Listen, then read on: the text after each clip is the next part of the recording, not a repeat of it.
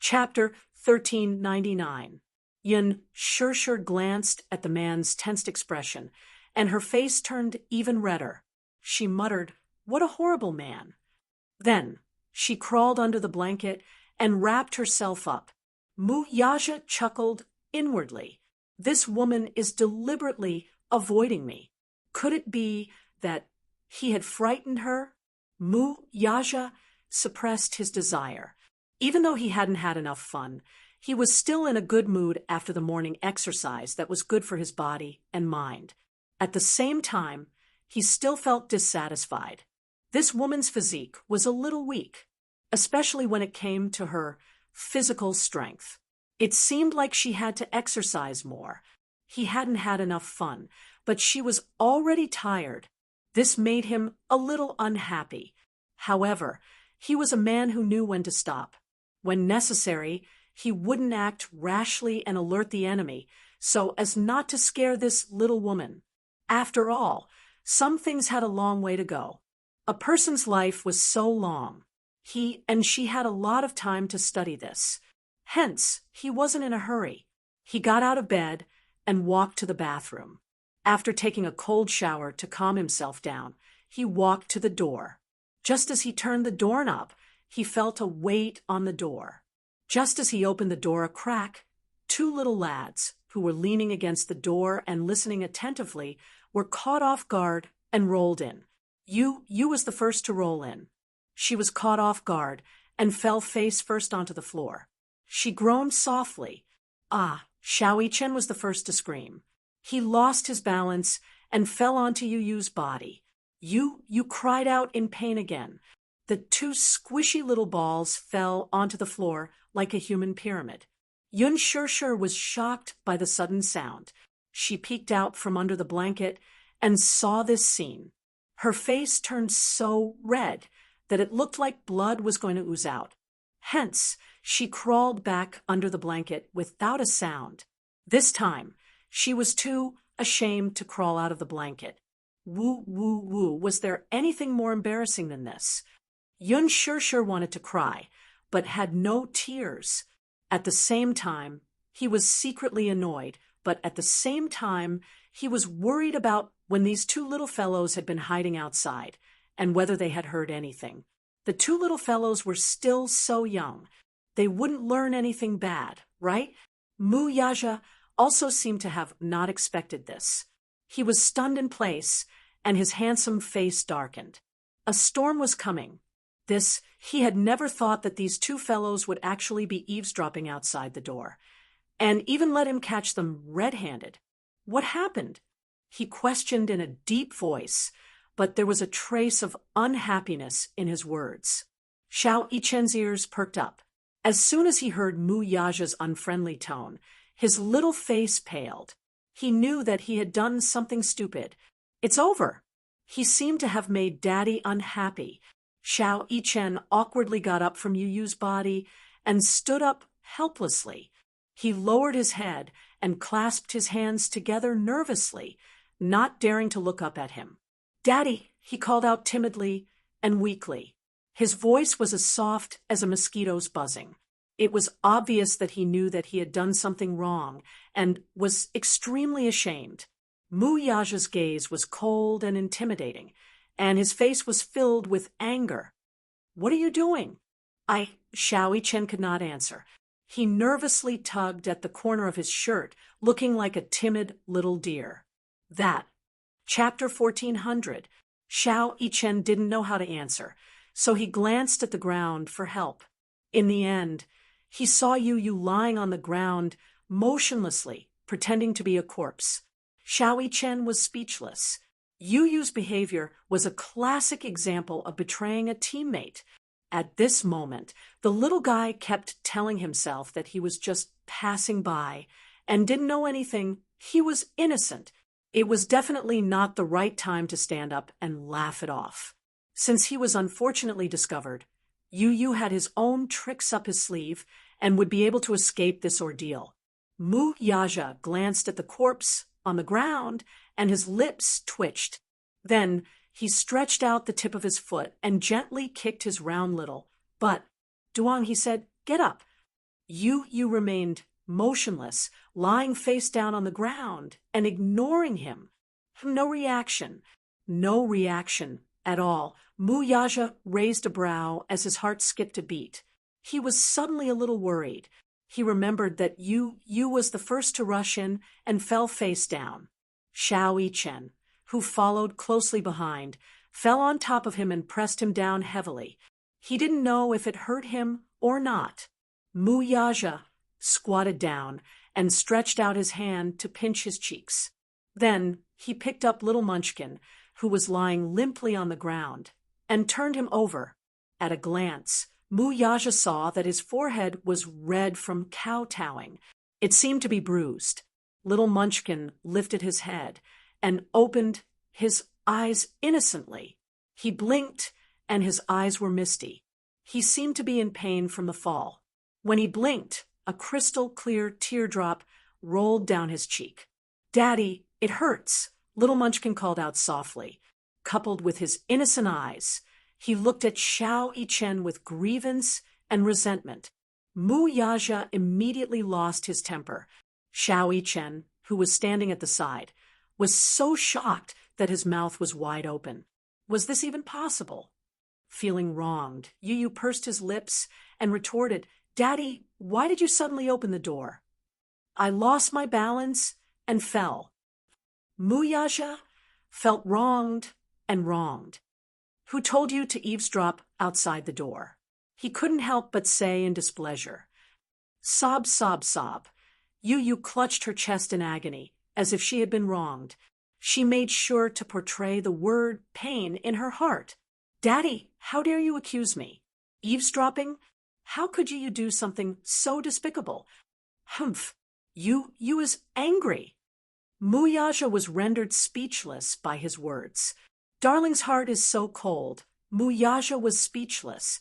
At the side, little Yichen's eyes widened as he sucked in a breath of cold air.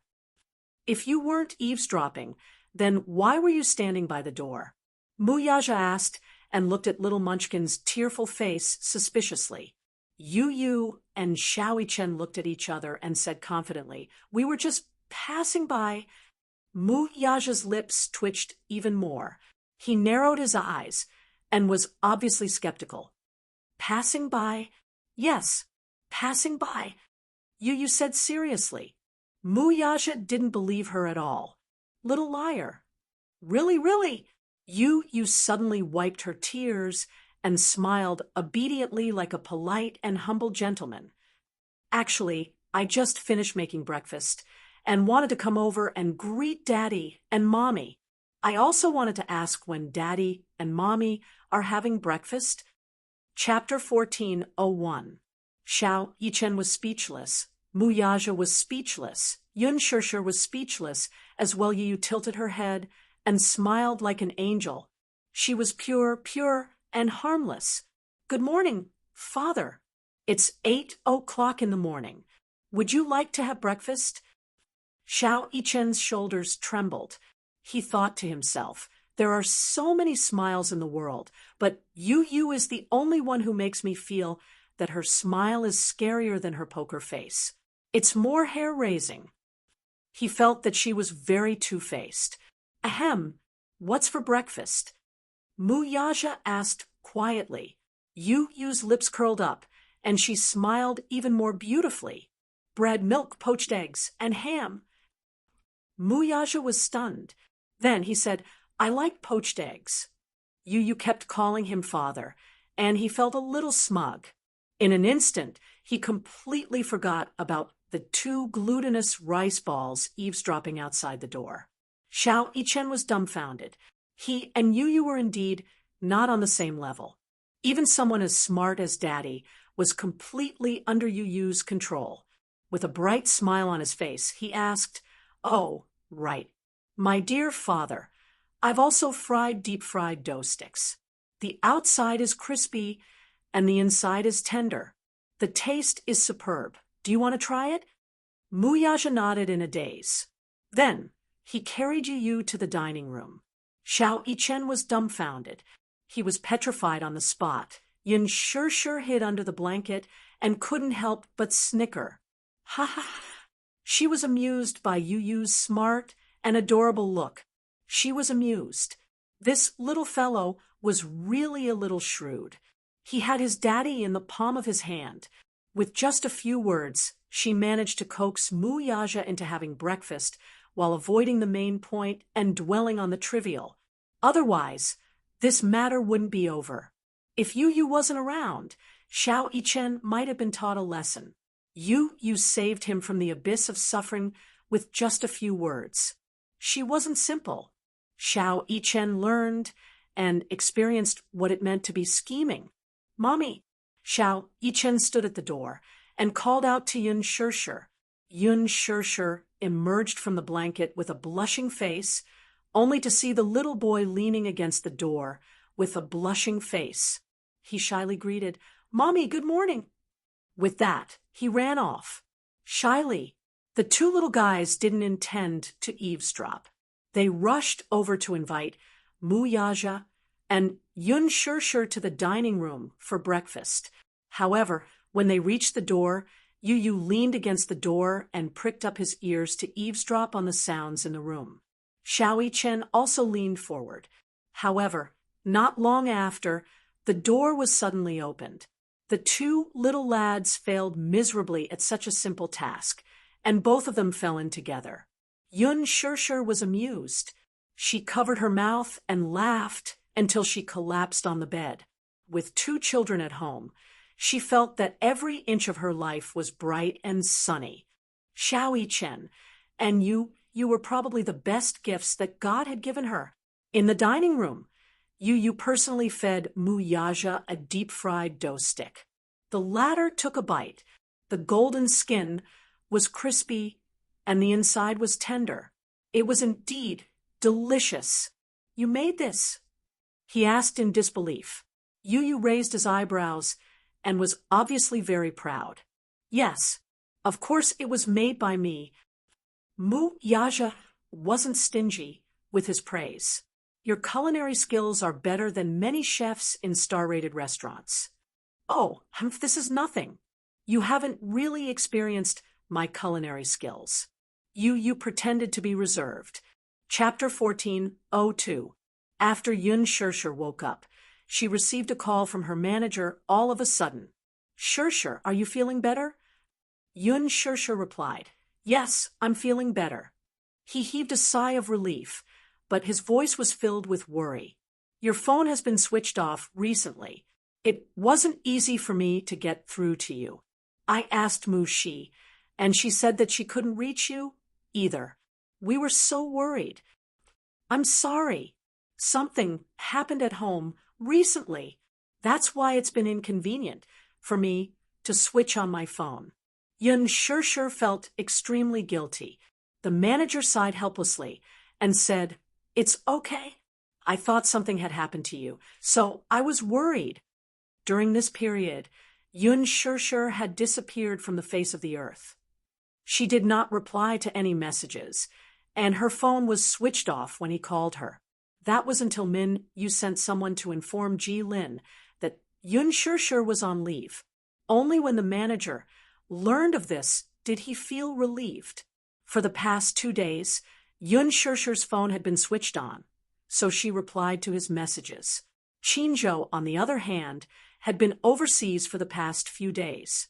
The moment he returned, he turned on his phone and saw Yun Shirshir's reply in his inbox. He quickly called her back. After a pause, he asked in confusion, "What happened at home?" It's a long story." Yun Shirshir did not know how to start. Qinzhou, however, was extremely sensitive and comforted her. "It's okay if you don't want to talk about it. Artists need privacy and personal space, too. I can understand that." "Yes, thank you, Qinzhou." He asked, "Are you free recently? If you are, can you focus on your work now?" While you were away, the studio accumulated a bunch of drafts waiting for you to destroy them. Yun Shirshir fell silent, as if she was facing a formidable enemy. Therefore, after breakfast, she hurried to the studio. The moment Qinzhou saw her, he gave her a harsh scolding. Although his tone was gentle over the phone, he took the opportunity to give Yun Shirshir a good scolding. It was not because of anything else, but because she had made him so worried. So he must teach her a lesson. Yun Shirshir's temper dissipated after being scolded. She sighed. Chinjo, I'm sorry. Something happened at home recently. That's not what I'm angry about. Chinjo snorted and said coldly, I'm angry because you didn't tell me what happened and made me so worried. I thought you had been kidnapped. Yun Shirshir fell silent. It's not that exaggerated. Why not? Chinjo rolled his eyes at her. Shirshir, you have to understand that I treat you like family. If you need anything, please let me know. Halfway through, his tone suddenly softened. Otherwise, you'll make me worry to death.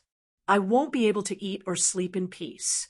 Yun Shirshir's heart warmed as she sincerely said, Thank you, Chinjo. What are you thanking me for?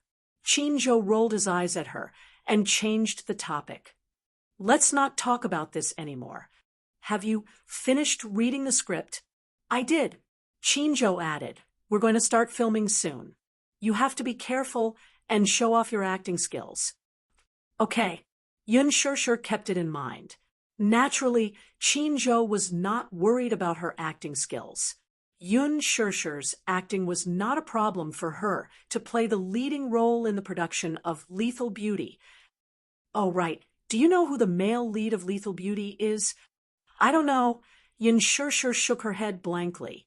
Chinjo said, the first young actor in ancient costumes and the hottest young actor in Huanyu right now, Hua Jin. Chapter 14:03. Hua Jin. Yun Shirshir took half a second to react. This name sounds familiar. Chinjo rolled his eyes helplessly. Sister, can you be more careful and take more remedial classes? Hua Jin is in the limelight now, okay? If he stands right in front of you and you don't recognize him, it will be very embarrassing. Yun Shirshir was speechless. Chinjo glanced at her and added, Besides, Hua Jin's background isn't as simple as it seems. So you have to be more careful. Stay away from him on set and don't get too close to him. Yun Shirshir did not ask too much. She just followed whatever Chinjo said and did not ask why he said that this Hua Jin was not a simple person. She only thought that since Chinjo asked her to be more careful and avoid him, he must have his reasons. She just had to be obedient. Chinjo nodded in satisfaction. He especially liked this about Yun Shirshir. No matter what he arranged or ordered her to do, she just did it obediently and rarely asked why. Even if she did, it was just a question out of curiosity. She never protested. She was a very obedient artist. She was very docile and did not have any sharp edges. In fact, she was probably the artist he had taken over the most. There were not many obedient artists in the entertainment industry. This showed that Yun Shirshir had a lot of trust in him. He was very touched by this. Chinjo gave her some instructions. Hence, he asked her to wait for the makeup artist in the office. There was an exclusive interview with a fashion magazine in the afternoon. She was going to be interviewed and shoot a set of blockbusters. Yun Shirshir nodded obediently. Chinjo went out. He had an appointment with a producer. There was a hit drama in the middle of filming, and they were still short of a supporting role. Hence, he wanted to insert Yun Shirshir into the cast so that she could be recognized. Although it was a supporting role, no matter how small a mosquito was, it was still meat. More importantly, this hit drama had a good reputation. The ratings for the second part of the drama were still shocking, and it was firmly in the top 2 spots in the charts. One had to know that many popular dramas would lose their popularity by the time the second part was filmed. The main point was that this hit drama was being filmed and broadcast at the same time. After filming this episode, after 2 weeks of post-production, it would be broadcast on TV. Qin Zhou naturally had his reasons for making such arrangements. Previously, Yun Shishir had become popular mainly because the team of the Green Apple had promoted her on Weibo by publishing behind-the-scenes footage. However, now that the filming of the Green Apple was completed and it was in post-production, there would be a long period of silence. Therefore, Qin Zhou naturally had to use some means to get some exposure for her. It was a good choice to play a supporting role in this popular drama. Most importantly, this supporting character's persona was very good at eating. If Yun Shishir could get this opportunity and participate in it, it would definitely increase her exposure. Of course, he was determined to win this negotiation. Therefore, he gave Yun Shishir a few instructions and left in a hurry. Yun Shishir stayed in the company to memorize the script.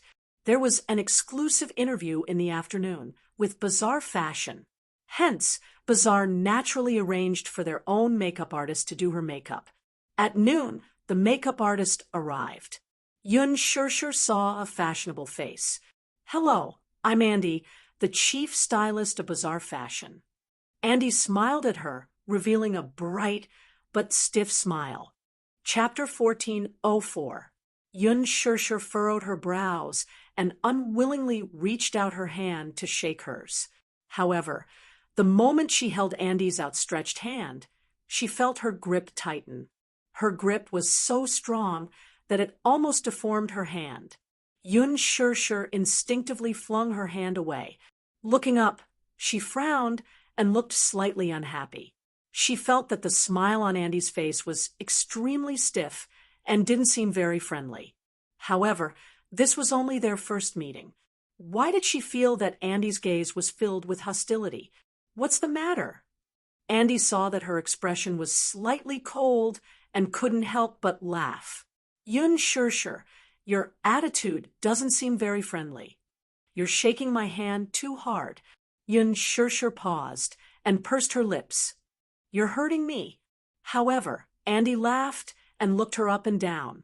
She said in a neutral tone, I didn't expect that a newcomer who just debuted would put on such airs. Were you acting like a big shot in front of me just now?" "Forget it. There's no need for that." "Acting like a big shot." Yun Shishir was stunned for a moment and quickly reacted. This arrogant stylist in front of her was mocking her. It looked like this stylist wasn't very friendly to her. Even though she didn't understand why this person called Andy had such a hostile attitude towards her, she spoke in a neutral tone and was so sarcastic. They were meeting for the first time, but she acted as if they were enemies. Was she crazy? Did she have a grudge against her? Or had she offended this person in the past, and she couldn't remember?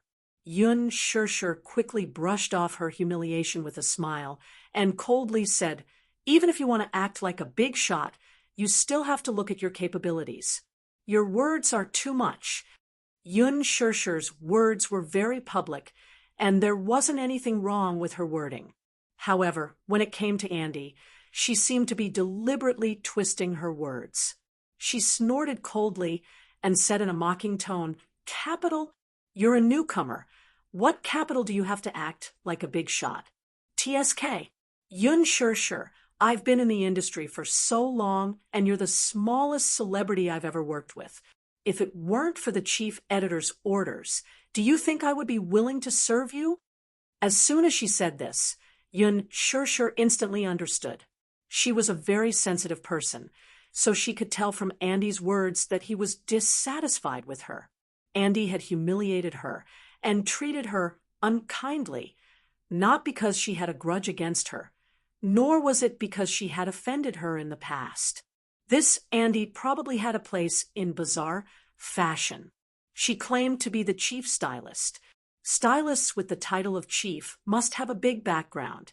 Basically, only those who had participated in many fashion shows and received so many awards that their hands went numb were qualified to receive this title. Bazaar Fashion was one of the top international fashion magazines and had a place in the fashion industry. Most of the stylists under it had a strong background. Therefore, the stylist who was crowned with the title of chief was even more impressive. According to gossip, some chief stylists boasted of their high status and were very picky about the celebrities they served. Some stylists were even rejected by artists below the C-list level. This Andy looked very arrogant. The reason why she was so sarcastic to her was probably because she didn't want to be her stylist. After all, she had just debuted and acted in a movie and a few print advertisements. She wasn't very popular and didn't even have a high status. Chapter 14:05. In other words, it was obvious that she despised Yun Shirshir because of her low status. Yun Shirshir's guess was correct. The reason why Andy was so hostile towards her was because she was unwilling to be the stylist of such a low-status artist. A newcomer who had just debuted could not even be considered a C-lister. Although she had been popular on Weibo for a while because of the hype created by the production team, she did not have a substantial reputation. After all, one's status was not determined by how popular one was on Weibo. It was determined by one's net worth. To put it bluntly, even if one was popular on Weibo, it would be useless if one was not popular in the industry. Yun Shirshir's current salary was only 5 figures for a single episode. If she met a big-shot production team, she might have to fork out resources. When Andy received this assignment, she was disgusted. She did not want to take on such a low-status artist. After she received this assignment, the other people in the company mocked her behind her back for a long time. When they heard that she was going to take on a low-status artist, many people made cynical remarks about her. Originally, with Yun Shirshir's status, there was no way she would be able to get an interview with Bazaar. This was mainly because Qin had added fuel to the fire behind the scenes. He had used the resources he had accumulated when he was managing Gu Xingze to secure this interview for Yun Shirshir. The chief editor had arranged for Andy to take over. Andy was furious. She rejected it again and again, but the interview had already been decided. There was no way she could reject it. After all, she was the chief stylist of Bazaar Fashion. The artistes she had taken care of were either superstar actresses, or even famous carpet stars. Yun Shirshir, on the other hand, was just a small fry who had popped out of nowhere. She had acted in a movie directed by Lin Fengtian. Now that the filming had finished, and it was in post-production, the movie had not been released yet.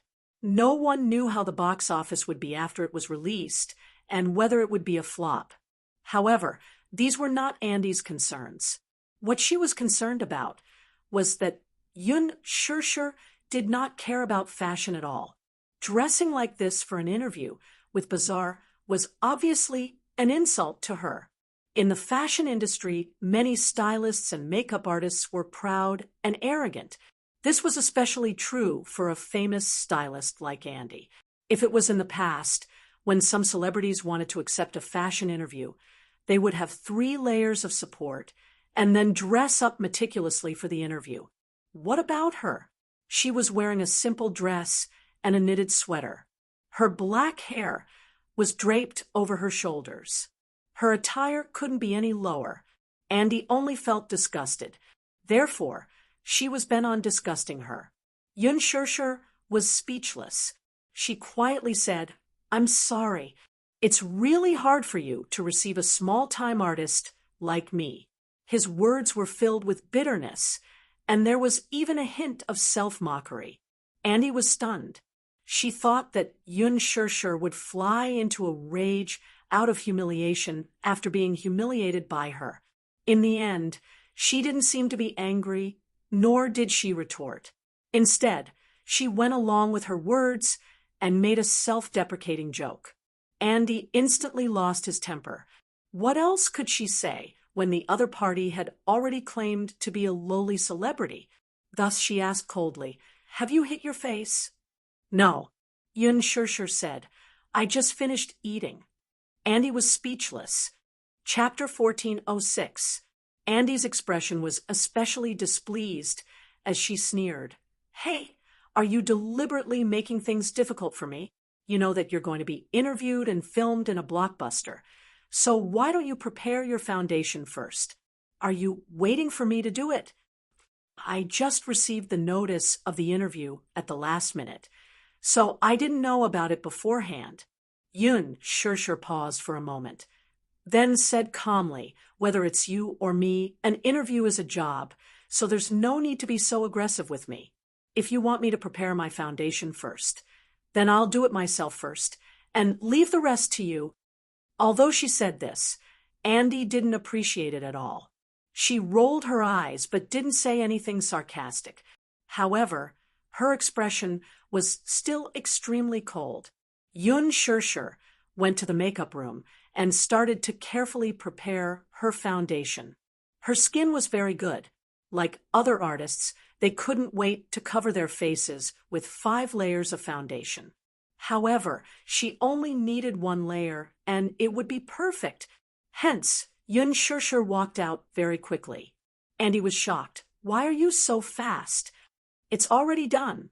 Andy frowned and said sarcastically, you don't have to be so perfunctory, right? In any case, you're the one who needs to be filmed. Is it really okay to be so perfunctory? If the foundation isn't good, my makeup will be smudged when it's done.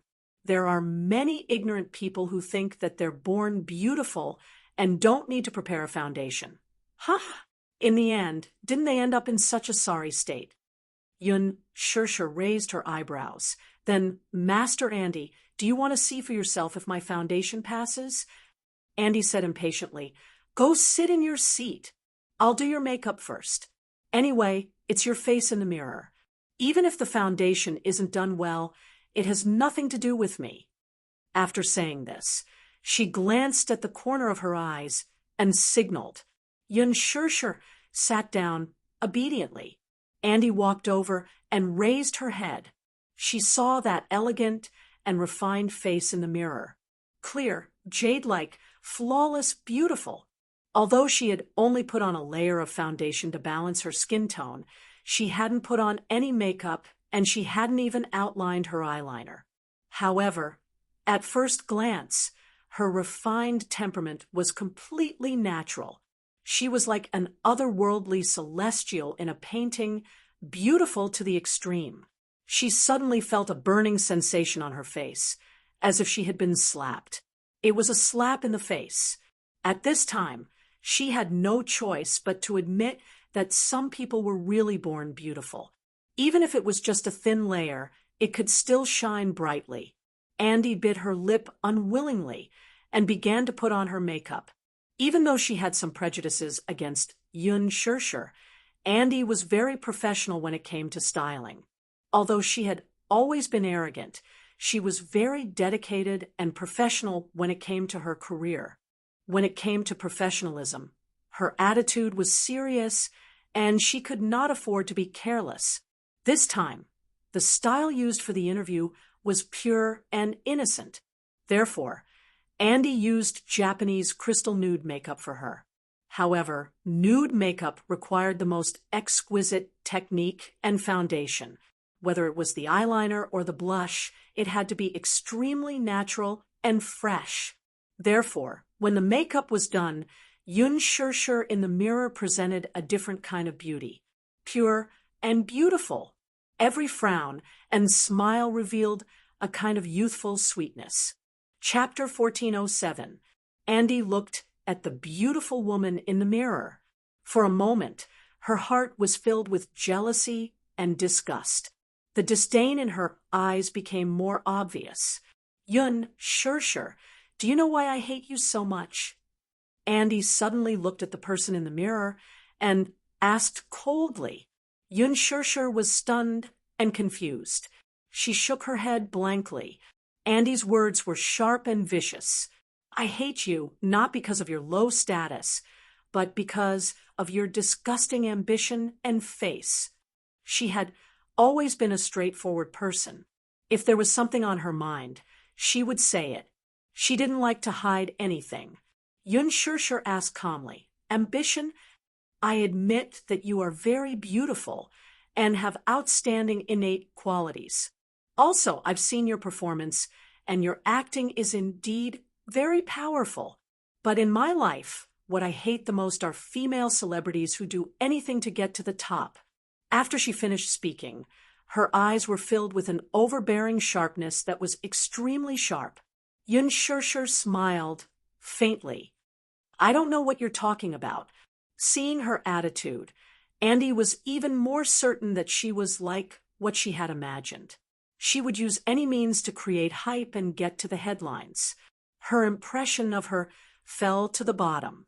She went straight to the point and asked, "You're the one who created the rumor about you and Gu Xingze, aren't you? You're so scheming." Andy sighed and narrowed her eyes. Her eyes were filled with disgust. There are many people like you in the entertainment industry. Just because you're in the same movie as Xingze, you're starting to think that you're infallible. You've just debuted, and you're already thinking of climbing up the social ladder? Recently, the rumor about you and Xingze has been spreading like wildfire. I think you must have taken a fancy to Xingze's unshakable popularity and used it to create hype for yourself. Moreover, you shamelessly tied yourself to Xingze to get to the top. How can you be so disgusting? From the beginning to the end, Yun Shirshir only looked at her calmly. After listening to her, in one breath, she suddenly smiled. "You don't have to be so agitated, do you?" Yun Shirshir looked at her through the mirror and suddenly smiled, but exposed her. "You're so excited. You must like Xingze, right?" Andy's face turned red as she angrily rebuked, "Don't talk nonsense." "Is that so?" Yun Shirshir, however, smiled with interest. "But I see that you're so excited. If I didn't know, I would think that I stole your boyfriend." "Shut up."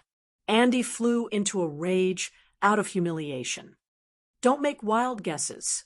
I don't treat Xingze the way you described." Yun Shirshir glanced at her and actually thought that this Andy was so awkward that it was adorable. His words clearly revealed his fanatical worship and yearning for Gu Xingze, as if he was a god. But his words were extremely awkward, and he refused to admit it. "Oh, then why are you so agitated? Besides, how do you know it's a publicity stunt? What if Xingze and I are a couple?" Yun Shirshir deliberately teased her. However, Andy was more innocent than she thought. When she heard Yun Shirshir's teasing words, she immediately exploded. "What? You're dating Xingze?" Yun Shirshir deliberately kept her in suspense. "This has nothing to do with you." "How does it have nothing to do with me? Tell me, what's your relationship with Xingze?"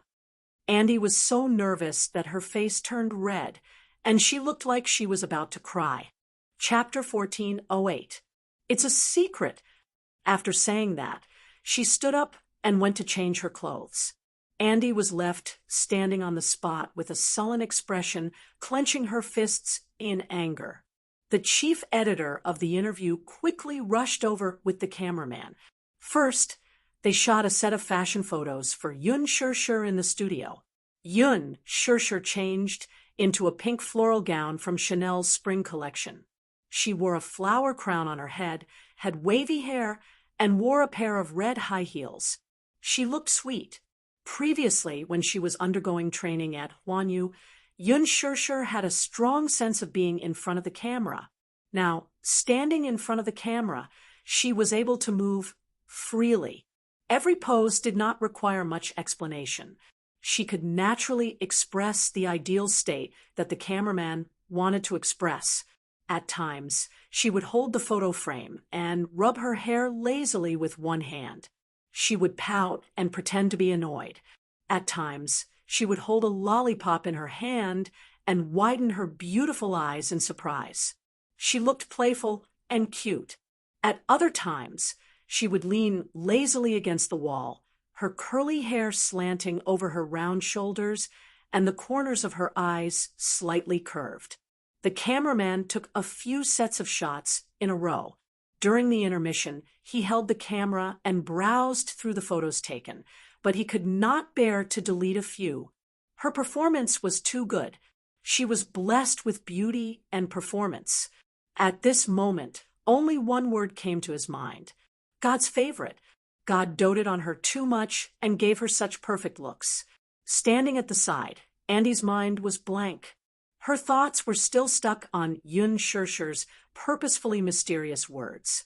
What if Xingza and I are a couple? What does that mean? What is her relationship with Gu Xingza? Are they really a couple? That's impossible. Gu Xingza was famous in the industry for keeping women at arm's length. He was quite cold and ascetic. There were almost no women around him, apart from some groundless rumors. Most of them were created by the women. He was a rare and high-quality idol. Many people in the industry even suspected that he was gay. So much so that after so many years in the industry, almost every woman who acted with him had a clean relationship with him. This was simply a wonder in the industry. However, when Andy thought about it, he was stunned. Xingza had been involved in a few scandals, but they were all created by the woman. In the end, Gu Xingza's studio came forward to clarify the matter. However, this time, Gu Xingza's studio did not do anything about the scandal with Yun Shirshir. Instead, they cooperated with Yun Shirshir's team to hype up their relationship. This would have been impossible in the past. With such an ambiguous attitude, it was hard not to think of something. Could it be that what Yun Shirshir said was true? Was she really dating Gu Xingza? Andy's eyes shone as she looked at Yun Shirshir, who was in the studio, continuously matching the photographer's style. The sweet and gentle smile on her face was clearly that of a woman deeply in love. Could it be true? Andy's heart skipped a beat, and he began to fidget. In fact, the reason why she was so concerned about this problem was that she had been in love with Gu Xingza for a long time. From the first time she met Gu Xingza, she was infatuated with this aloof and handsome man and regarded him as her Adonis. Chapter 1409. Andy had silently supported him since he was a popular young actor when he first debuted to the current popular Heavenly King. But now, the man she could only wish for was actually in a relationship with another woman. She was naturally upset. Bizarre fashion editor. Did you accept the role of the green apple by chance or coincidence? Yun Shirshir. At that time, the green apple was holding a national audition for the female lead. Coincidentally, I was selected by director Lin and accepted the role. Bizarre fashion editor. Which character do you like the most in this script? Yun Shirshir. I prefer Yin Xiaochuan. Bizarre fashion editor. Why? What is it about this character that attracts you? Yun Shirshir. Yin Xiaochuan is a very pure character. She is a stubborn person. Love is love. If you love someone, you will give it your all, even if you have to make the whole world your enemy. Her stubbornness and infatuation move me. Bizarre fashion editor. Have you read the original novel before accepting the role? Yun Shirshir. I have read the original novel. It is very well written. I stayed up late to finish reading it. Bizarre fashion editor. When you read the novel, did you ever think that you would be playing your favorite character one day? Yun Shirshir. I didn't think of that. Bizarre fashion editor. Compared to reading a novel, how does acting feel? Yun Shirshir. Reading a novel and acting are two different concepts. When you read a novel, you will be immersed in the world of the novel. You will be influenced by the love and hate entanglements. You will be immersed in it, and your emotions will follow the plot closely. However, when you act in a movie, it is different. Every detail had to be carefully grasped. Every emotion had to be placed in the shoes of the character and brought into the plot to enrich it. Bizarre fashion editor. Did you do any preparation before filming? Yun Shirshir. What kind of preparation? Bizarre fashion editor. Just some preparation for the role? Yun Shirshir. I read the script carefully a few times. Bizarre fashion editor. Was Yin Xiaochuan's role challenging in The Green Apple? Yun Sure, it was all right. Bizarre fashion editor. How did you figure out the character's inner world? Yun Sure, try your best to immerse yourself in the character's inner world. Bizarre fashion editor-in-chief. Do you have any expectations for this movie? The interview progressed step by step. Yun Sure faced the camera, held the microphone, and patiently answered every question, whether it was friendly or harsh. Some answers were memorized in advance, and some needed to be improvised. However, she didn't memorize any of them. She just acted as she pleased. Therefore, Bazaar's chief editor was a little dissatisfied. Her answer was so empty and casual. There was almost no explosive point, no gimmick. This interview was clearly given a script. Why didn't Yun Sure follow the script? Such an interview had no effect at all. Thus, the editor-in-chief suddenly threw out a sensitive question. In the movie, you and Xingza acted as a couple. How's your relationship outside the movie? As soon as she finished speaking, Yun Sure frowned. Andy, who was standing at the side and listening silently, felt his nerves jump. Almost with a swoosh, he turned his gaze to her. Yun Sure was silent for a while before replying indifferently, "Pretty good." The editor-in-chief broke out in a cold sweat. "What do you mean by pretty good?" Chapter 1410. Yun Sure smiled and said, "Outside of filming, Gu Xingza is a senior who takes good care of his juniors. He gives me a lot of pointers. Sometimes, when there are areas where I'm lacking in filming, he would patiently point it out." The chief editor was dissatisfied with her ambiguous answer, so she threw another bombshell and pursued relentlessly. Obviously, she was deliberately creating a gimmick.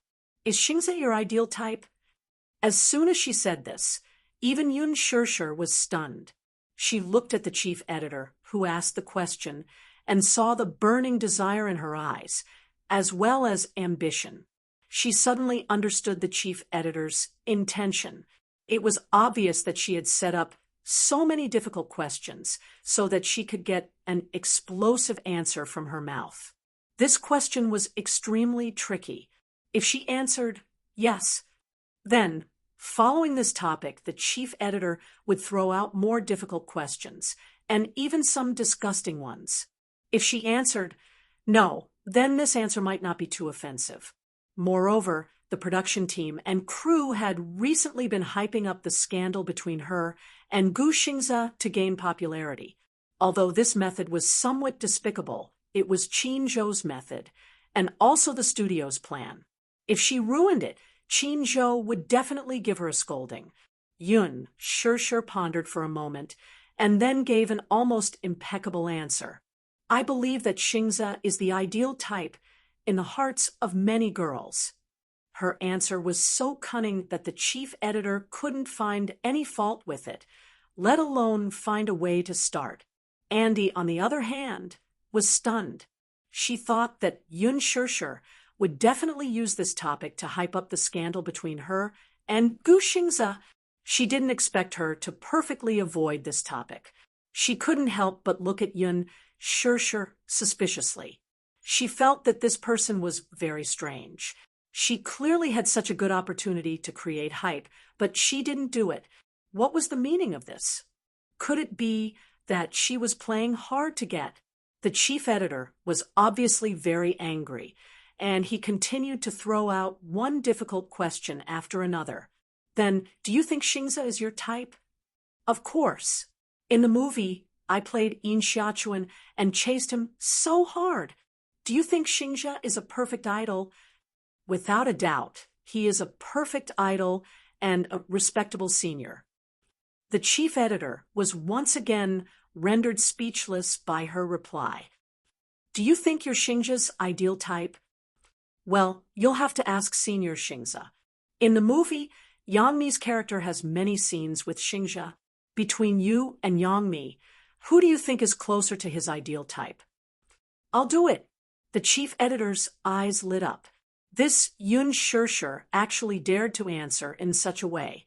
Yang Chong was her senior, and she actually dared to disrespect her senior.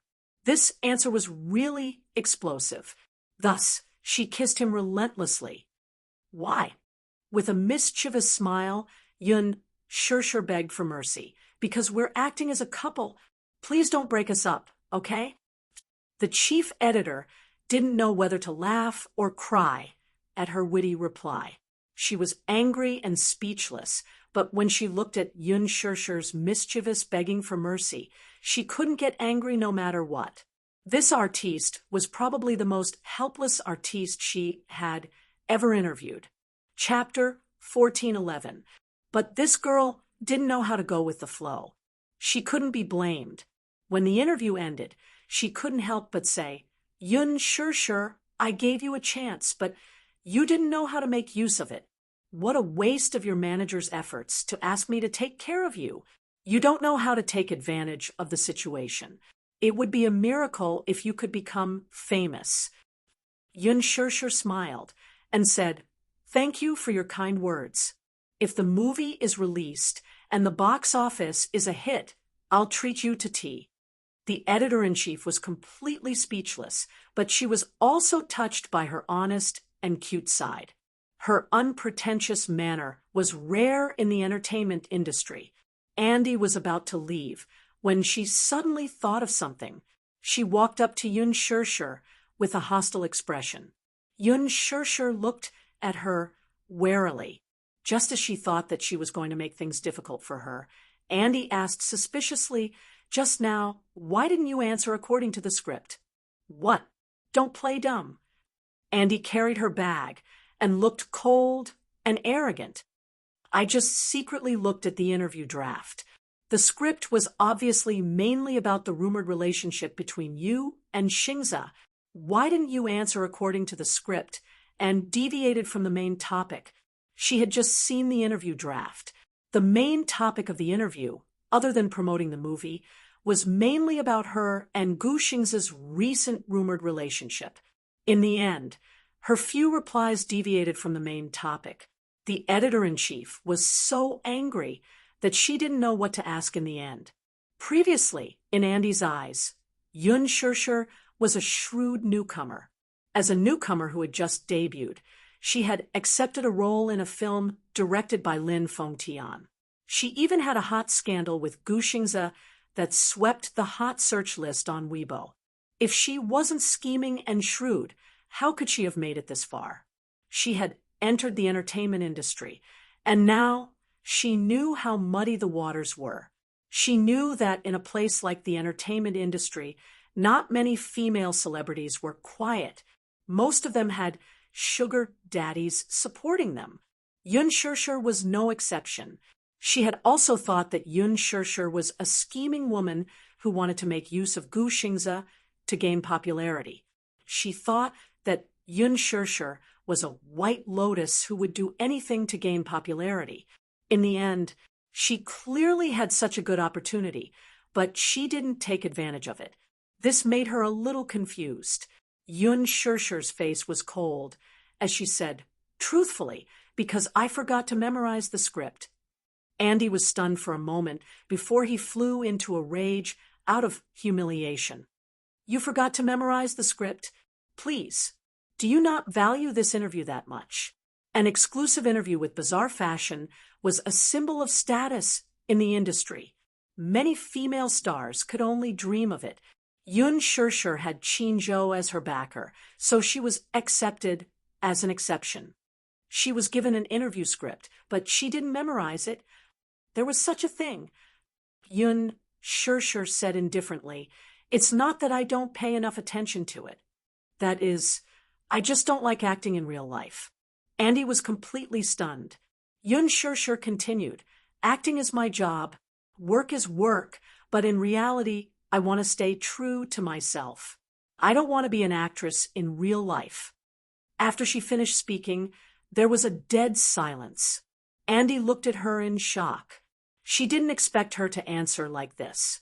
After a long silence that felt like a century, Andy suddenly burst out laughing. "What are you laughing at?" she asked suspiciously. Chapter 14:12. Andy replied, I've been in the industry for so many years, but I've never seen such a strange artiste like you." She actually said that she didn't want to act outside of work. But wasn't the entertainment industry like this? Although it looked glamorous on the surface, many sugar daddies despised the male and female artistes in the entertainment industry. This was because once they entered the entertainment industry, they had to wear a mask for the rest of their lives. Acting in front of fans, acting in front of the director, and acting in front of the audience. What was even more ridiculous was that some female artistes and male artistes got married because of benefits. After they got married, they went their separate ways, and each had their own sugar daddies. Could you imagine that? Facing the person whom she had been with for her entire life, she still had an ambiguous relationship with her sugar daddies. Her worldview was completely turned upside down. Hence, from what she knew, Yun Shirshir should be such a woman. She especially despised her, but Yun Shirshir had completely changed her worldview. She obviously had the chance, but she didn't take advantage of it. She was different from those female artistes who used all their effort and schemes to get to the top. Andy had initially thought that Yun Shirshir was acting in front of her. However, after this short period of interaction, her gaze never left her. She couldn't tell that she was acting at all. She was a very straightforward woman. She had been in the industry for so many years and had already trained her sharp eyes. She could tell if someone was acting or not. Yun Shirshir was a woman who didn't act at all. Hence, she had become a fan of Yun Shirshir. Putting everything else aside, just the fact that Yun Shirshir didn't bother to use Guxingzi to create hype was enough for her to admire her. Hence, Andy suddenly pursed her lips awkwardly and said a little guiltily, "Yun Shirshir, I'm sorry. Previously, I thought that you were like those women in the entertainment industry who used all their effort to get to the top. I've wronged you. If I've offended you earlier, please forgive me." Yun Shirshir curved her lips and then laughed nonchalantly. "Huh, it's nothing. If I must apologize, I want to apologize to you too." Andy raised his eyebrows, but he didn't understand what she meant. Yun Shirshir confessed, "Actually, Guxingzi and I are not a couple. I said that on purpose." "Why?" Andy was a little surprised. "No reason." Yun Shirshir cocked a brow and plainly added, "I just want you to know that speaking irresponsibly is actually very hurtful." As soon as she said this, Andy was stunned, as if her heart had been pierced by her words. Her expression changed slightly, but there was a hint of guilt and shame. She understood Yun Shirshir's intention.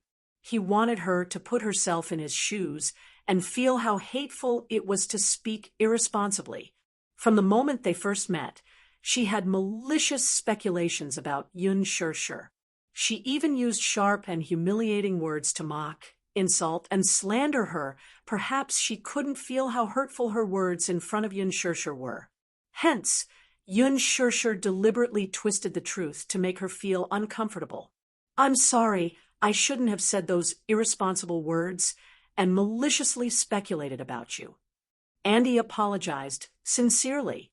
She was a magnanimous and straightforward person who spoke her mind. If she was right, she was right. If she was wrong, she would admit it. However, Yun Shirshir didn't take it to heart. She shook her head and said, "It's okay. We can be friends in the future." Chapter 14:13. She felt that Andy was a good person. Even though Andy had a bad impression of her when they first met, she still did a good job styling her. This at least showed that she wasn't a bad person and was very responsible. Just this point alone proved that she was a person worth befriending. Moreover, after Andy realized her mistake, she apologized sincerely. Yun Shirshir was very touched. Yun Shirshir reached out her hand to her. Andy lowered his eyes and looked at her deeply. Then he smiled faintly and took the hand that she offered to him. They held each other's hands tightly. Okay. Before leaving, Andy suddenly asked, worriedly, "Are you and Xingzhe really not in a relationship?"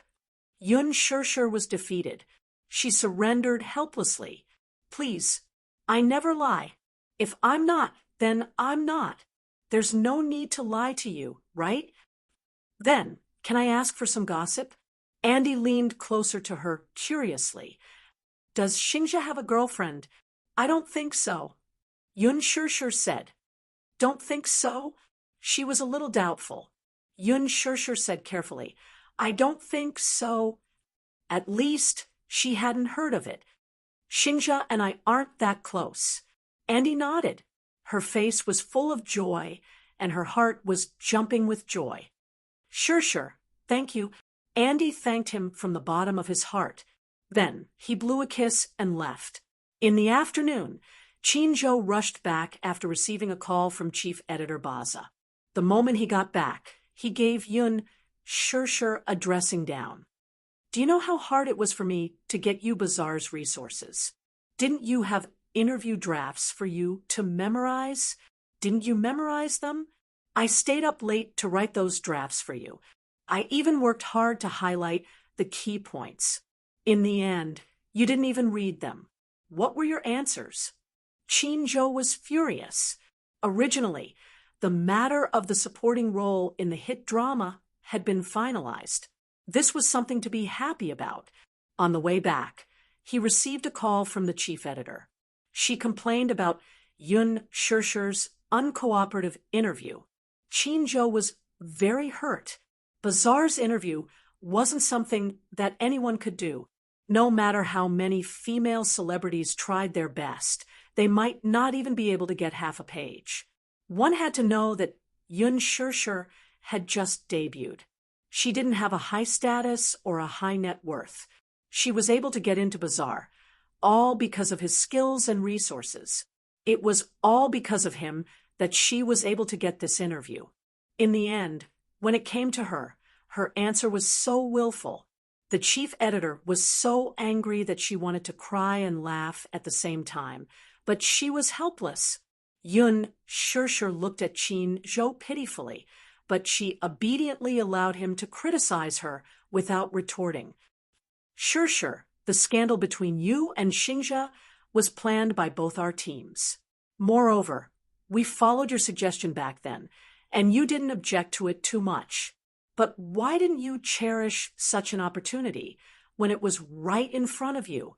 So many artists want to get a share of Xingzhe's popularity, but none of them are lucky enough to do so. You have it, so why don't you cherish it?" Qinzhou was puzzled. Yun Shirshir said unwillingly, "Because I want to rely on my own strength. I don't want to use Xingzhe to climb up." Qinzhou was taken aback by her sincere explanation. After a while, he looked at her helplessly and sighed. "I know how you feel, but the entertainment industry has such rules. You have to follow them." Chapter 14:14. It was not that easy to carve out a bloody path in the entertainment industry. Moreover, there was no such thing as relying solely on one's ability to make a name for oneself. You should know that I've said before that I've poured a lot of ambition into you. I hope that you can cooperate with me. I've made Xingzhe famous, and my goal is to help you become one of the best in the industry. But you're putting me in a difficult position."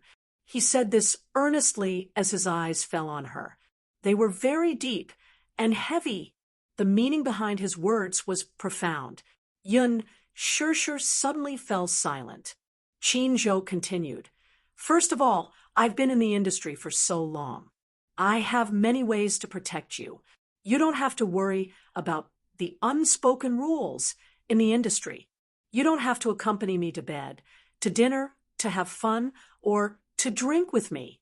What you need to do, other than relying on your ability, is to cooperate with me." She suddenly said unwillingly, "Actually, I don't understand." Xingxia has been in the industry for so long, 10 years, and there have never been any scandals about him. He's so popular because of his ability, isn't it? Why can he do it, but I can't? Why could Gu Xingzi become a high-quality idol without any scandals? Why couldn't she? She couldn't figure it out. Silly girl, it's because men and women are different in the entertainment industry.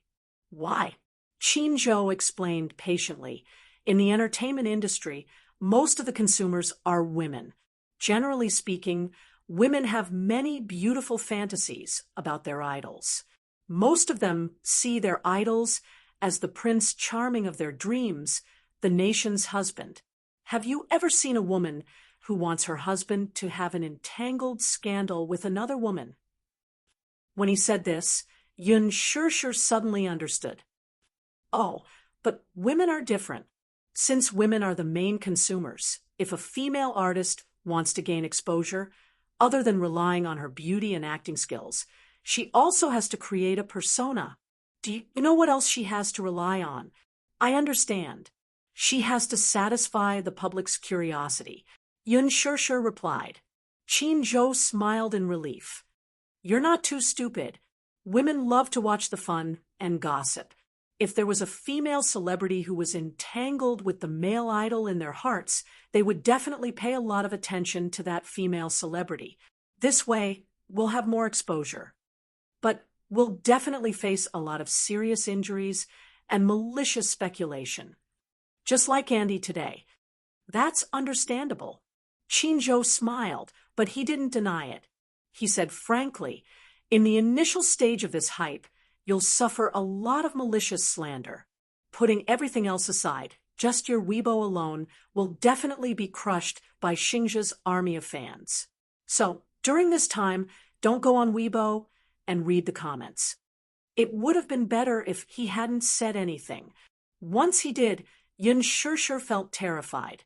Gu Xingzi's fans were known as the United Nations Army. The reason for this description was that Gu Xingzi's fans came from different nationalities. There was a huge number of them, and it was a spectacular sight.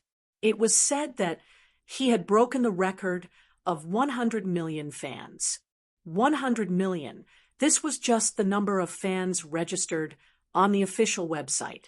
Those who had not been recorded yet were not included. With such terrifying data, Yun Shusher naturally felt an inexplicable fear. Shusher, I want you to understand something. Chapter 14:15. Yun Shusher shook her head blankly.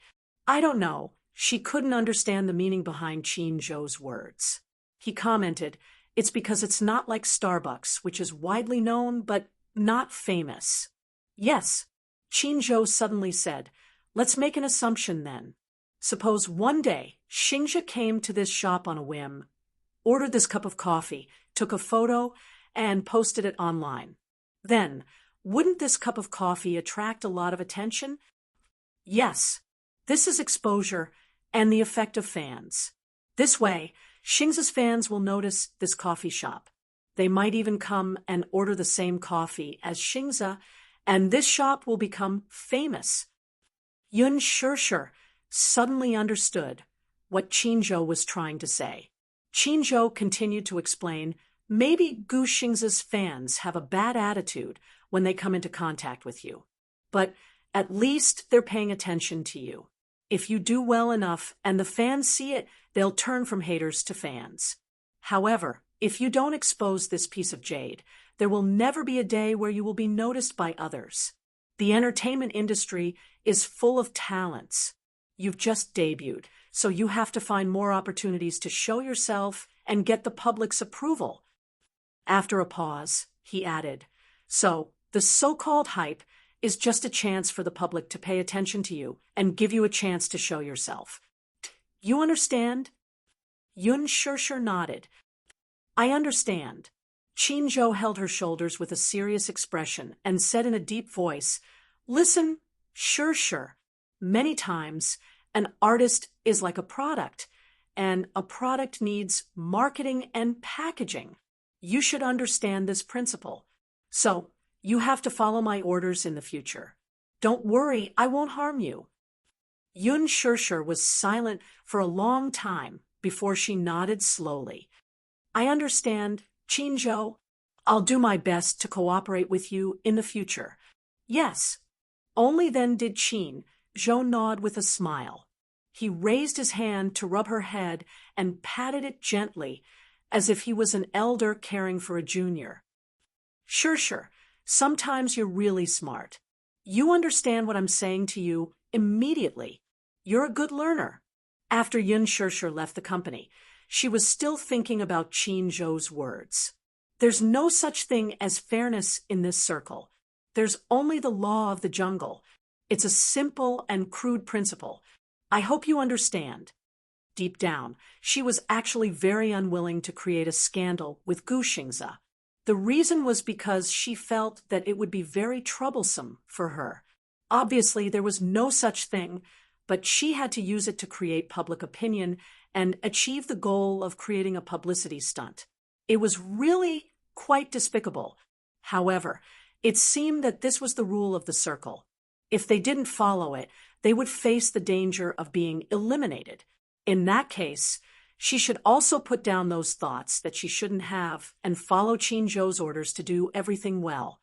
Yun Shirshir had just walked out of the company when the driver had not arrived yet. His phone suddenly rang. She picked up the phone, and a charming and sexy voice came from the other end. "Baby, where are you?" His deep and magnetic words tugged at her heartstrings. Yun Shirshir was shocked.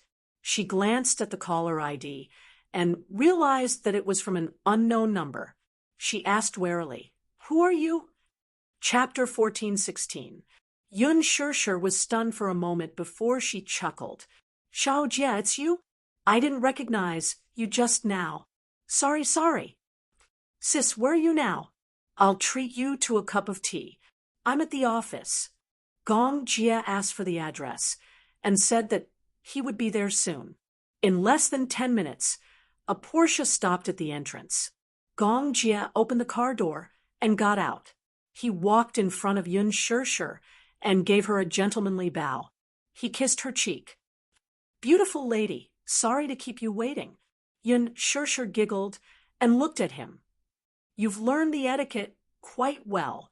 Where did you learn it?" Gong Jie smiled warmly and explained, "When I was young, I learned it from my family's etiquette teacher."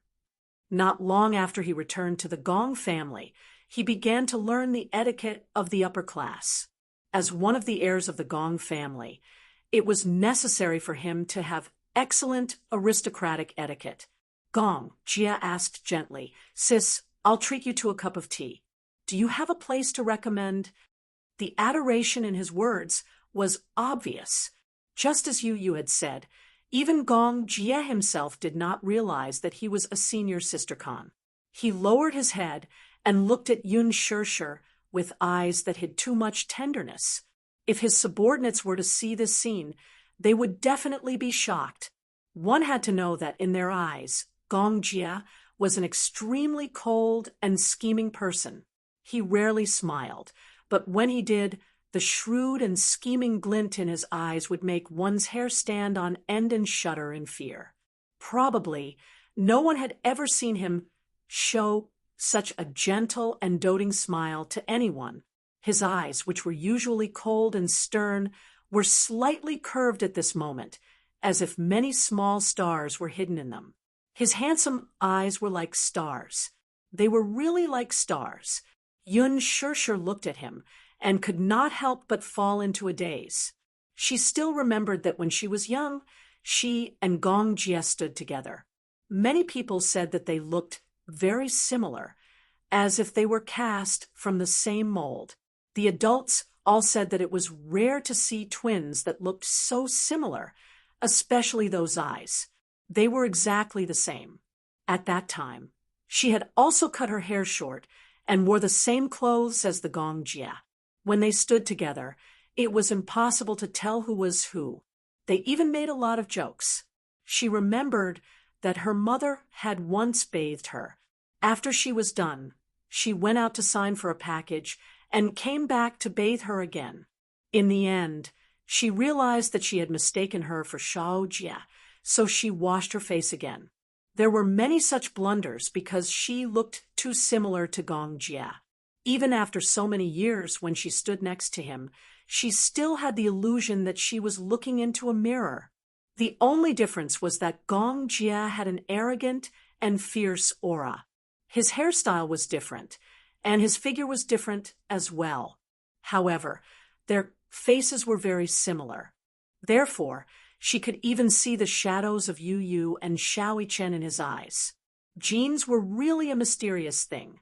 When Gong Jie saw that she kept staring at his face, he could not help but touch his face and raise his eyebrows suspiciously. "Why do you keep staring at me?" "It's nothing." Yun Shirshir paused for a moment and laughed. "It's just that I found something rather strange." "What is it?" "Look at your eyes. They're so beautiful." Chapter 14:17. Yun Shirshir slowly inched closer to him. "Your eyes are exactly the same as mine. Just like when we were young, everyone said that our eyes are very similar." After saying that, she smiled and gently held his handsome face. She intimately touched the tip of his nose and gently rubbed against it. Gong Jie's heart softened and his face turned red. The redness spread from his ears all the way to his cheeks. His heart felt as if it had been pierced open, and a warm current was slowly flowing into it. Such an intimate action made him feel emotional all of a sudden. When they were young, their mother liked to rub their noses intimately. Yun Shirshir, on the other hand, often did such intimate actions with him. In his memories, he could still remember that short and happy time. He and Yun Shirshir hid under the blanket. At that time, the winter was very cold and there was no electric blanket. The two little guys pitifully hugged the hot water bottle to sleep. In the middle of the night, the hot water bottle turned cold. They woke up from the cold and shivered under the blanket. They hugged each other pitifully to warm each other.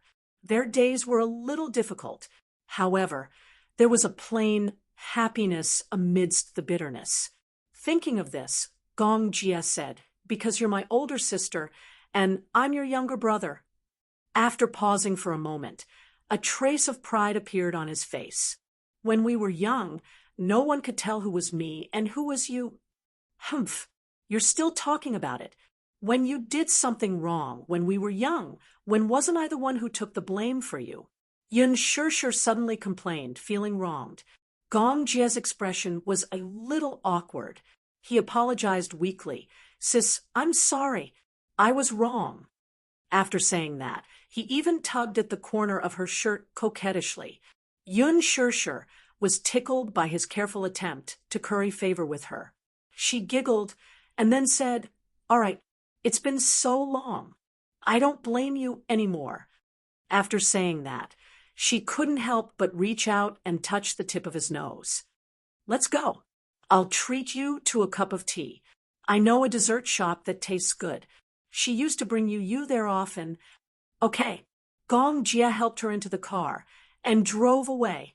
Just as the car left, not far away, behind the shadow of a tree, a sneaky figure suddenly appeared.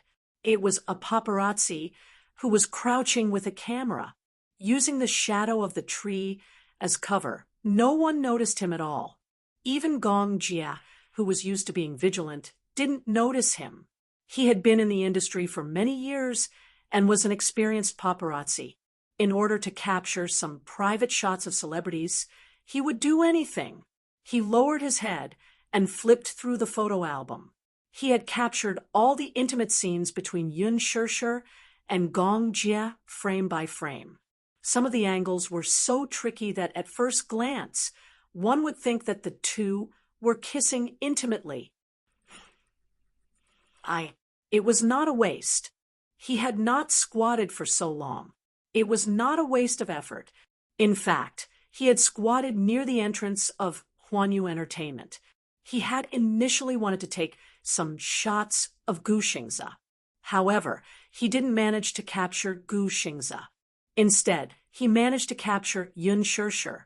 He even managed to capture some valuable shots. In fact, Yun Shirshir's shots weren't that expensive. If they were sold to some media, they probably wouldn't be able to fetch a high price. However, that was in the past. It was different now. Now, Yun Shirshir was Gu Xingze's rumored lover.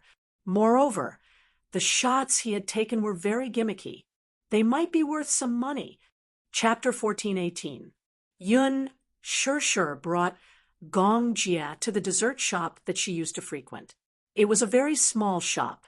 Unlike the dessert shops in the downtown area, there were a lot of people, but the decoration was very stylish. Therefore, the customers who patronized were all regular customers. Yun Shirshir chose a private room and ordered a few signature desserts. Gong Jia rested his chin on one hand and quietly watched her every move. Even if he just looked at her like this, every frown and every smile was enjoyable. After Yun Shirshir finished ordering desserts, she turned around and saw him staring at her in a daze. She couldn't help but smile. "Why do you keep staring at me?" Gong Jia said willfully. "I like it."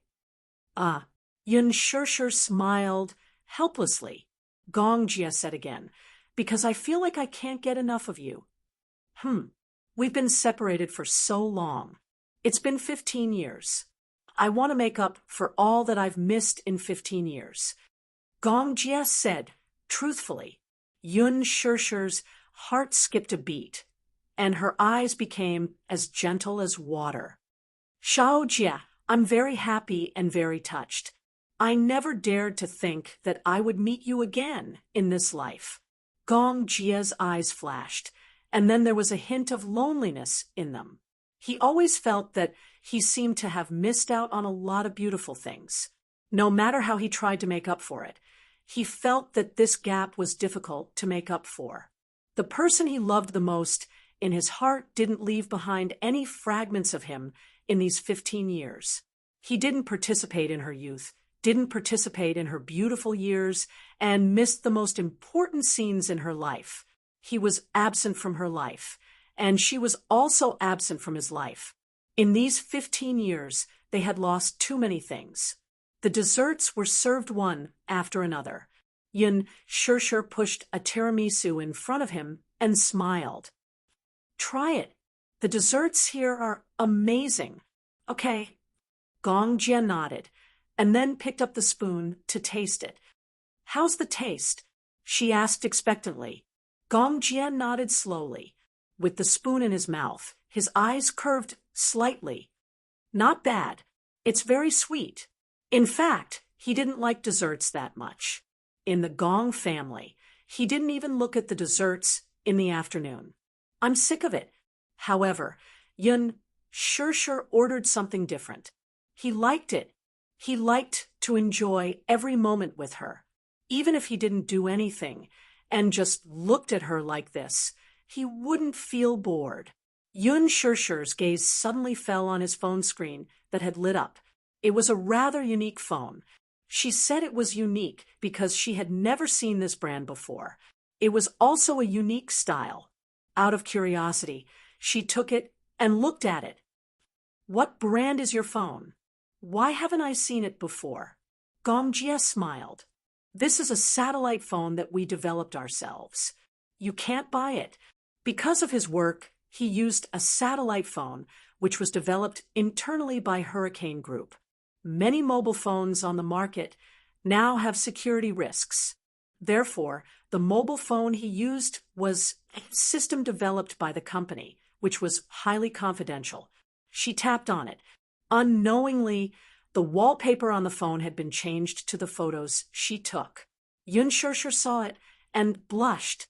She looked up and said angrily, Your wallpaper. When did you change it?"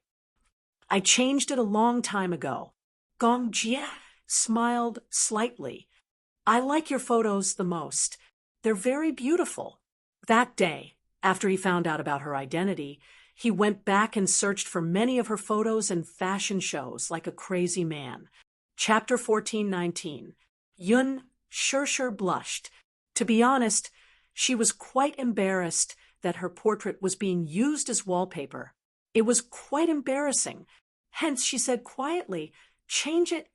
Gong Jia was slightly surprised and asked suspiciously, "Why do you want to change it?" "It feels so embarrassing." Yun sure covered her face, but she couldn't hide her blushing cheeks. Gong Jia was stunned for a moment, but he couldn't help but laugh. He raised his eyebrows in amusement and said, "Humph, it turns out that sister can feel embarrassed too." Shao Jia. Yun sure pretended to be angry and pouted, but her eyes were smiling. "Change it. It feels so embarrassing."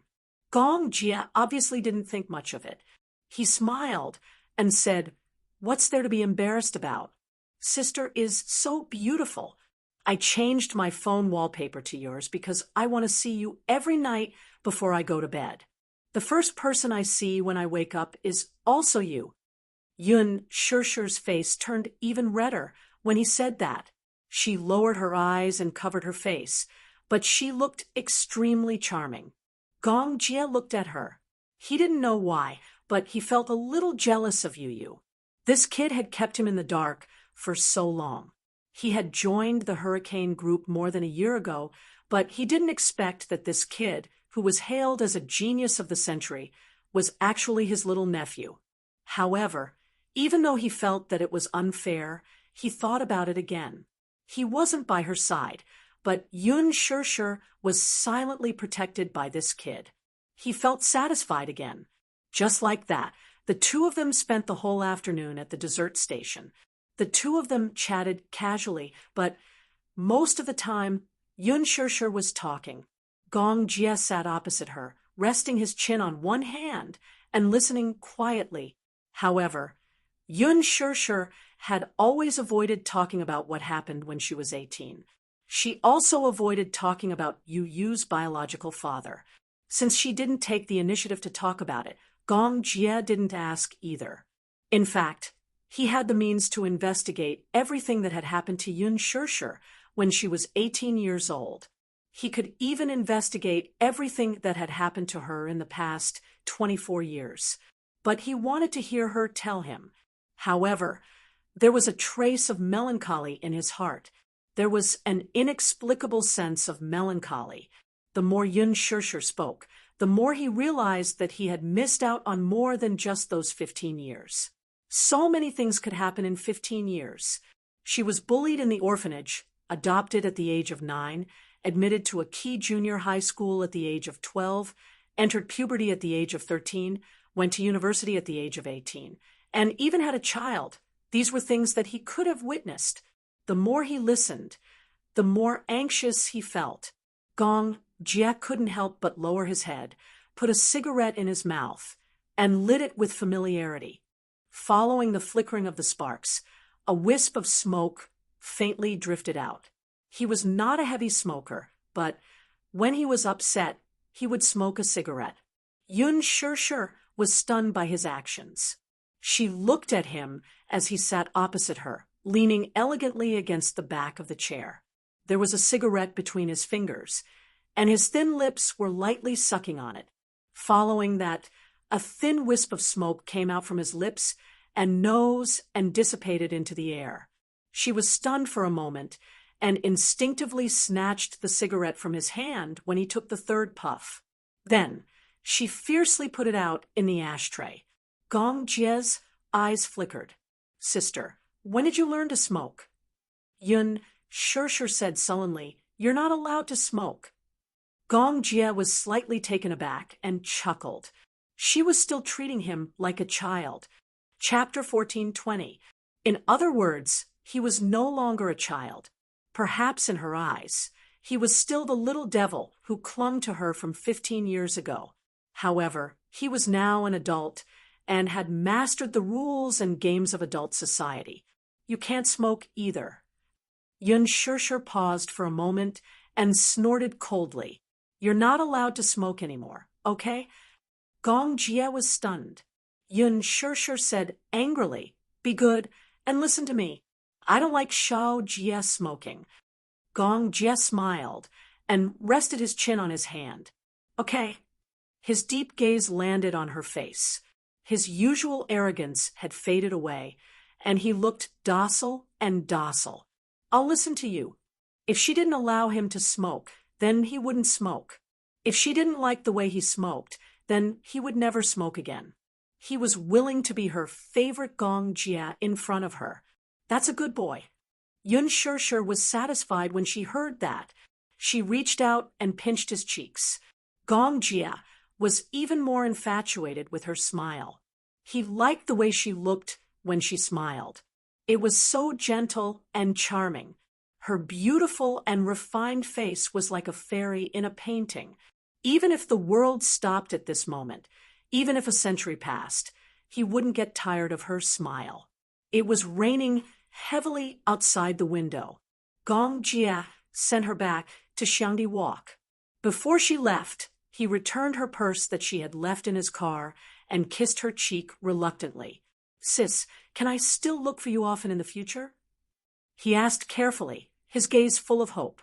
Yun Shirshir replied matter-of-factly, "Of course. It's just that sometimes I don't have time when I'm working." "Okay. By the way," Yun Shirshir held an umbrella and stood in the rain. Her voice was gentle as she asked, "Shao Jia, what do you do now?" Gong Jia fell silent. Yun Shirshir tilted her head, puzzled by his silence. After a moment of dead silence, he smiled warmly and replied, "Sis, I'm now running my own company." He gave an ambiguous answer, but concealed part of the truth. As the chief commander of the Hurricane Group, he owned a large amount of shares in the Hurricane Group. However, he did not tell her the truth about the background of the Hurricane Group. He didn't dare to imagine what she would think of him if he told her that a casual order from him was worth billions of dollars. This order might lead to the deaths of hundreds of thousands of civilians. He was afraid of her, afraid of him, disgusted with him. She even avoided him. Therefore, he concealed the truth from her. Yun Shirshir was taken aback. Her eyes widened slightly as she exclaimed, "Amazing! Shao Jia, you're so young, but you're already so successful." "Sister, it's raining heavily. You should go home." Gong Jia avoided the topic and urged her. Yun Shirshir nodded, waved at him, and entered the door. Gong Jia stared thoughtfully at her receding figure. All of a sudden, he rolled up the car window and turned his head to look at her. "Back to the office." "Yes, young Master Gong." Along the way, Gong Jia sat in the back seat with a slightly complicated expression. Why did she hide the identity of the child's biological father from him? In fact, he knew that Yu was the blood of the Mu family. His biological father was Mu Yaja. When he first found out about the relationship between Yu and Mu Yaja, he was a little surprised, but didn't pay much attention to it. However, when he found out that Yu was Yun Shirshir's son and his little nephew, what was the relationship between Mu Yaja and Yun Shirshir? Chapter 14:21. If they were a couple, why was the child already 7 years old? Why didn't they hold a wedding ceremony? Moreover, Mu Yaja and her were both unmarried. He had checked this before. He had investigated Mu Yaja's background. He was not married and did not have a wife. He only had a son. He had always protected his son well, so he did not find a photo of him. However, the information showed that the child was also 7 years old. It was hard not to associate him with Yu. He remembered that Lisa had brought back a child who looked exactly like Yu. This child was probably the child by Mu Yaja's side. Lisa had said that the child and Yu were identical twins. Since Mu Yaja and his sister had 2 children, and one of the children had been acknowledged by the Mu family, what was the relationship between them? Secret lover. Gong Jia was furious when he thought of this word. If she was really Mu Yaja's secret lover, he would not allow his sister to be with this man. Not to mention the feud between the Gong and Mu families, he would not allow his sister to be wronged because of this secret identity. However, judging from his sister's attitude, it did not seem as simple as a secret lover. At first, he suspected that Yu Yu might be Mu Yaja's biological son. However, when he saw Mu Yaja's photo, even if he wanted to doubt it, he did not have the right to do so. The father and son looked very similar. This level of similarity was even greater than the similarity between Yu Yu and Yun Shirshir. One look, and one could tell that they were father and son. Then, what happened when Yun Shirshir was 18 years old? Were they together? 18 years old was still young and innocent. She should have been enjoying her carefree youth. Why did she have a child at such a young age? So early? Did something happen? Or was she forced or bullied? Gong Jia clenched his fists when he thought of this possibility. He wanted to punch Mu Yaja into pieces. Damn it, the more he thought about it, the more frustrated he became. In Gong Jia's heart, his hatred for the Mu family had long been integrated into his bones and blood. It was hard to get rid of it. Since he was young, he had been influenced by the Gong family and knew how much his father hated the Mu family. Similarly, he hated the Mu family to the core. Hence, when he was caught off guard by the relationship between Yun Shirshir and Mu Yaja, he felt lost and did not know how to face the man whom he should address as brother-in-law. This man's blood, have that sinner's blood. Sinner's blood. Damn it! He could not accept this fact. Even though he maintained a facade of not knowing the truth in front of Yun Shirshir, he was still conflicted deep down. Gong Jia stroked his fringe anxiously, his deep-set eyes hidden in the shadows. Yun Shirshir's schedule was busy again. The casting of Lethal Beauty was almost done. However, for the sake of confidentiality, the 4 main leads and several important supporting actors and actresses were kept a secret. Even Yun Shirshir did not know who would be playing the roles. She only knew that Lin Ji and Hua Jin would be playing the roles. As for the other supporting roles, the dust had not settled yet. They were still in the midst of casting. Chapter 1422. In this smokeless war, whoever had a strong background would be able to show their faces in this drama. It was a realistic and cruel problem. Yun Shirshir suddenly realized how terrifying Qin Zhou's methods were. She had just debuted, but she was able to secure important roles in 2 gold medal production teams, The Green Apple and Lethal Beauty. She was well aware that, putting aside her ability, Qin Zhou's methods were also indispensable. If not for Qin Zhou and Lin Fengtian's support, she might not have been able to successfully act in The Green Apple. Similarly, in the production team of Lethal Beauty, Qin Zhou was even more impressive. He had almost taken the lead role for her. Unfortunately, she loved supporting roles more and wanted to challenge this vicious female supporting role. Qin Zhou was often disappointed. However, Yun Shirshir understood that this was the decision she wanted and she would not regret it. Acting was not just a job, it was also her interest. She was excited to challenge every role that had tension. After the casting of Lethal Beauty, there would be an opening ceremony, and she would have to prepare to enter the production team. However, before that, she had to prepare for The Love Diary. This was one of the more important parts of her script. The Love Diary was a reality show on Chungguang satellite TV about imaginary love.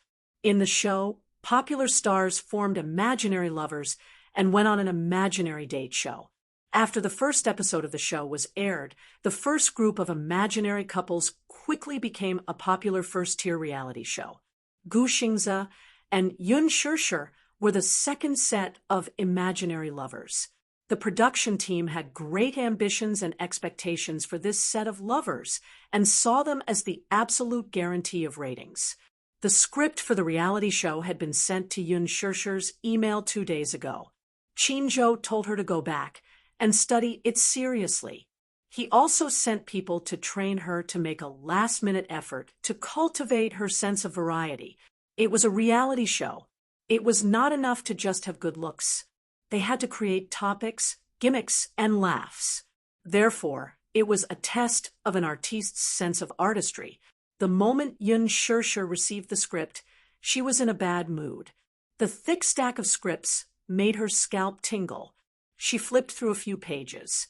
The production team had carefully divided the key points for her. They were very considerate. The love diary was divided into 4 units. The first unit was about the heartbeat of first love. In this unit, the 2 artists who were supposed to be a couple first met and started the process of getting to know each other.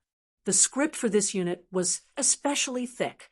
Of course, even though it was a reality show, the characters were set by the production team. In this reality show, Yun Shirshir had to play the role of an innocent and kind school belle.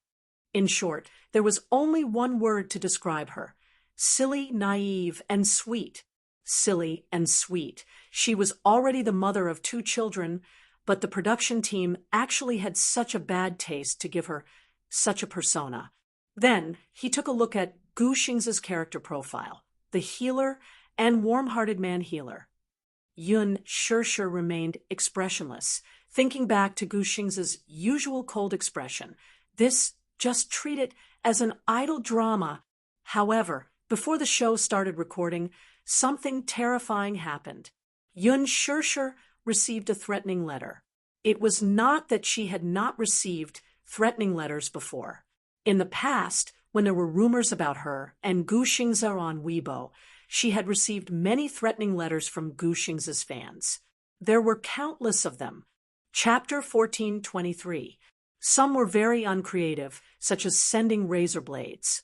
Some purposely photoshopped her photo into a posthumous photo, clipped it with a chrysanthemum, and wantonly insulted her in the letter. Some even threatened to perish together with her if she did not leave Gu Xing's. She glanced at them and threw them all into the trash can. Initially, when she received the threatening letters, she was still a little afraid and felt her hair stand on end. However, with the endless number of threatening letters, she gradually became numb. Even when she received another threatening letter, she would throw it away without looking at it. However, this threatening letter was a little different. The threatening letter was first handed to her. She could not hold back her curiosity and opened it to take a look. However, just as she opened the letter, she was surprised to smell a strong scent of blood. She glanced at the letter and saw that it was written with blood. It was a letter written in blood.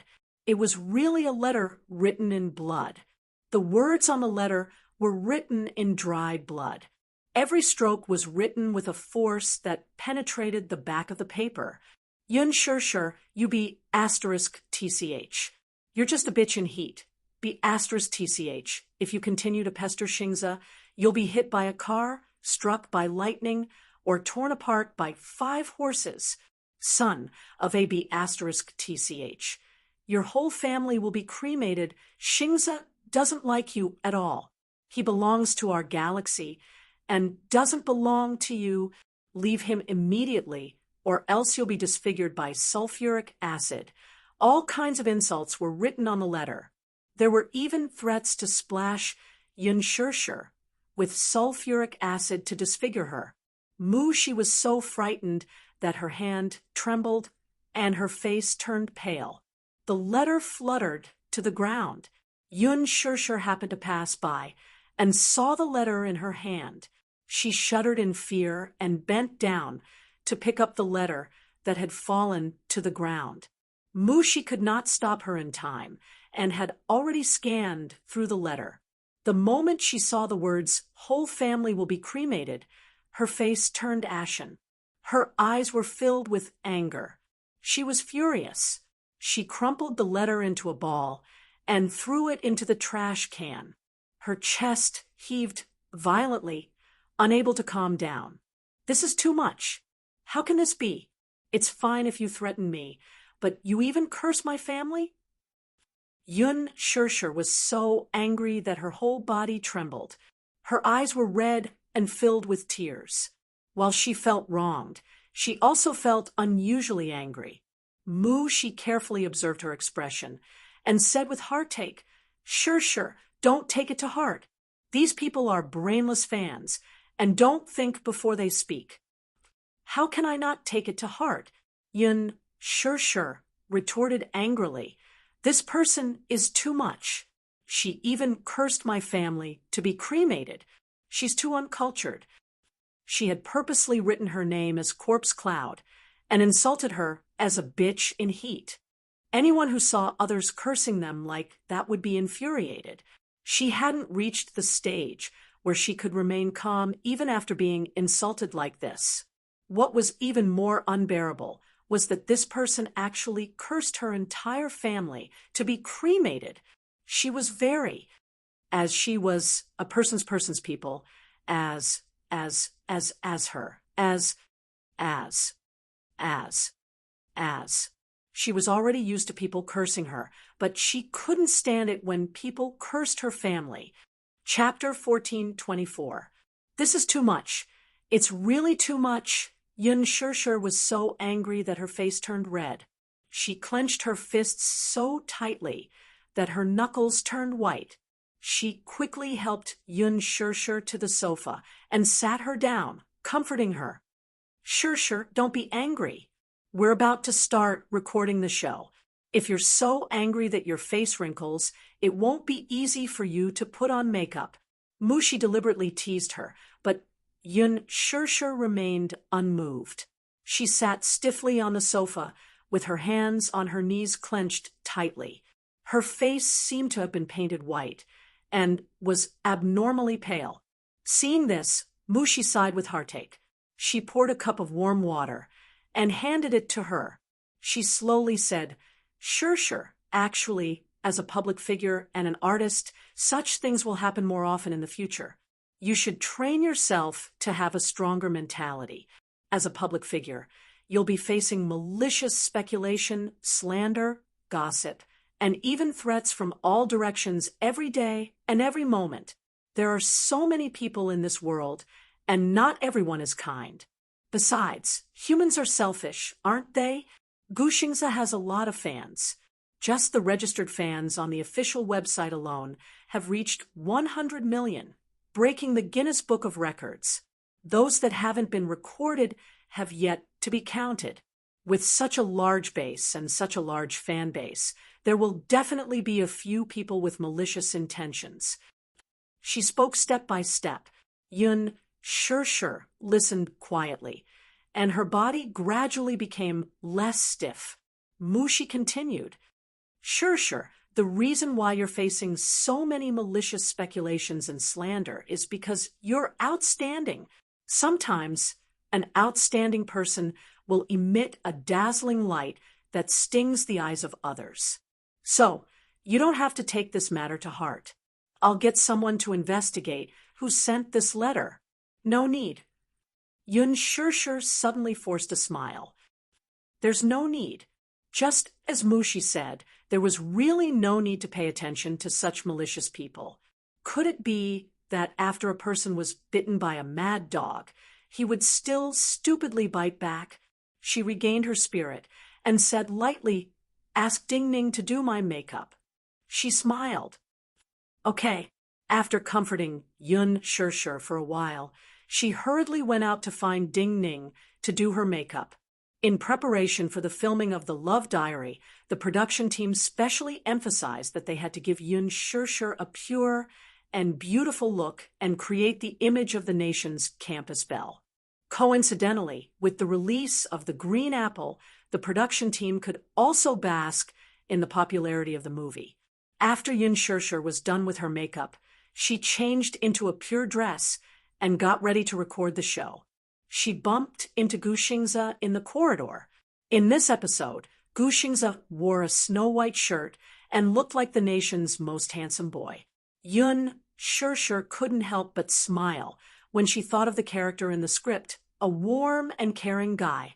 His attire fit his character very well. Gu Xingze was slightly stunned when he saw her, but he quickly regained his composure. "Have you memorized the script?" he asked in a low voice, his gaze gentle. Yun Shirshir nodded, and then said with a depressed look, "I thought that reality shows are all about me acting as myself.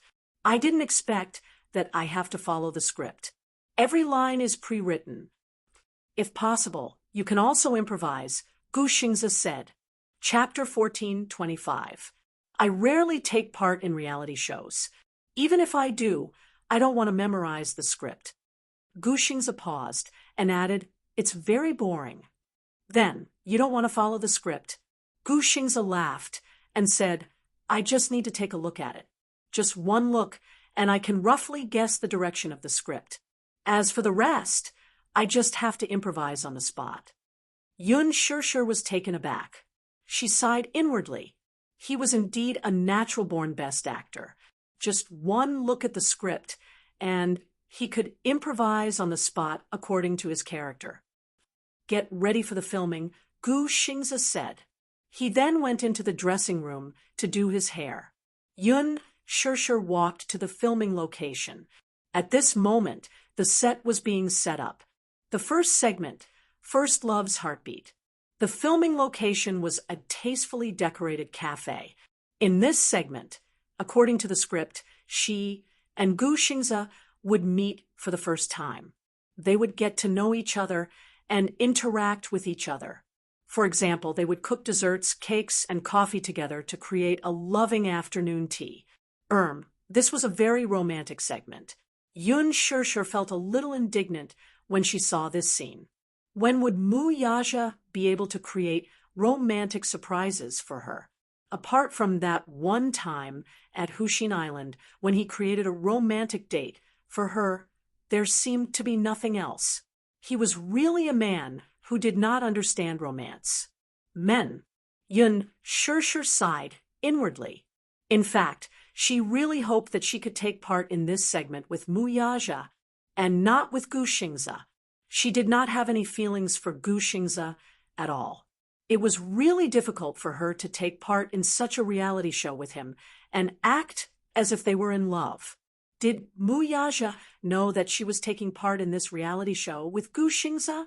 If the program was broadcasted and he saw it, this man would definitely be extremely jealous. Yun Shirshir snorted coldly in her heart. She really wanted the program to be broadcast as soon as possible so that he could see what a textbook example of a warm and caring man was like. Be jealous, be jealous. She could not wait for him to be jealous. What an emotionless ice block. Unknowingly, half an hour had passed.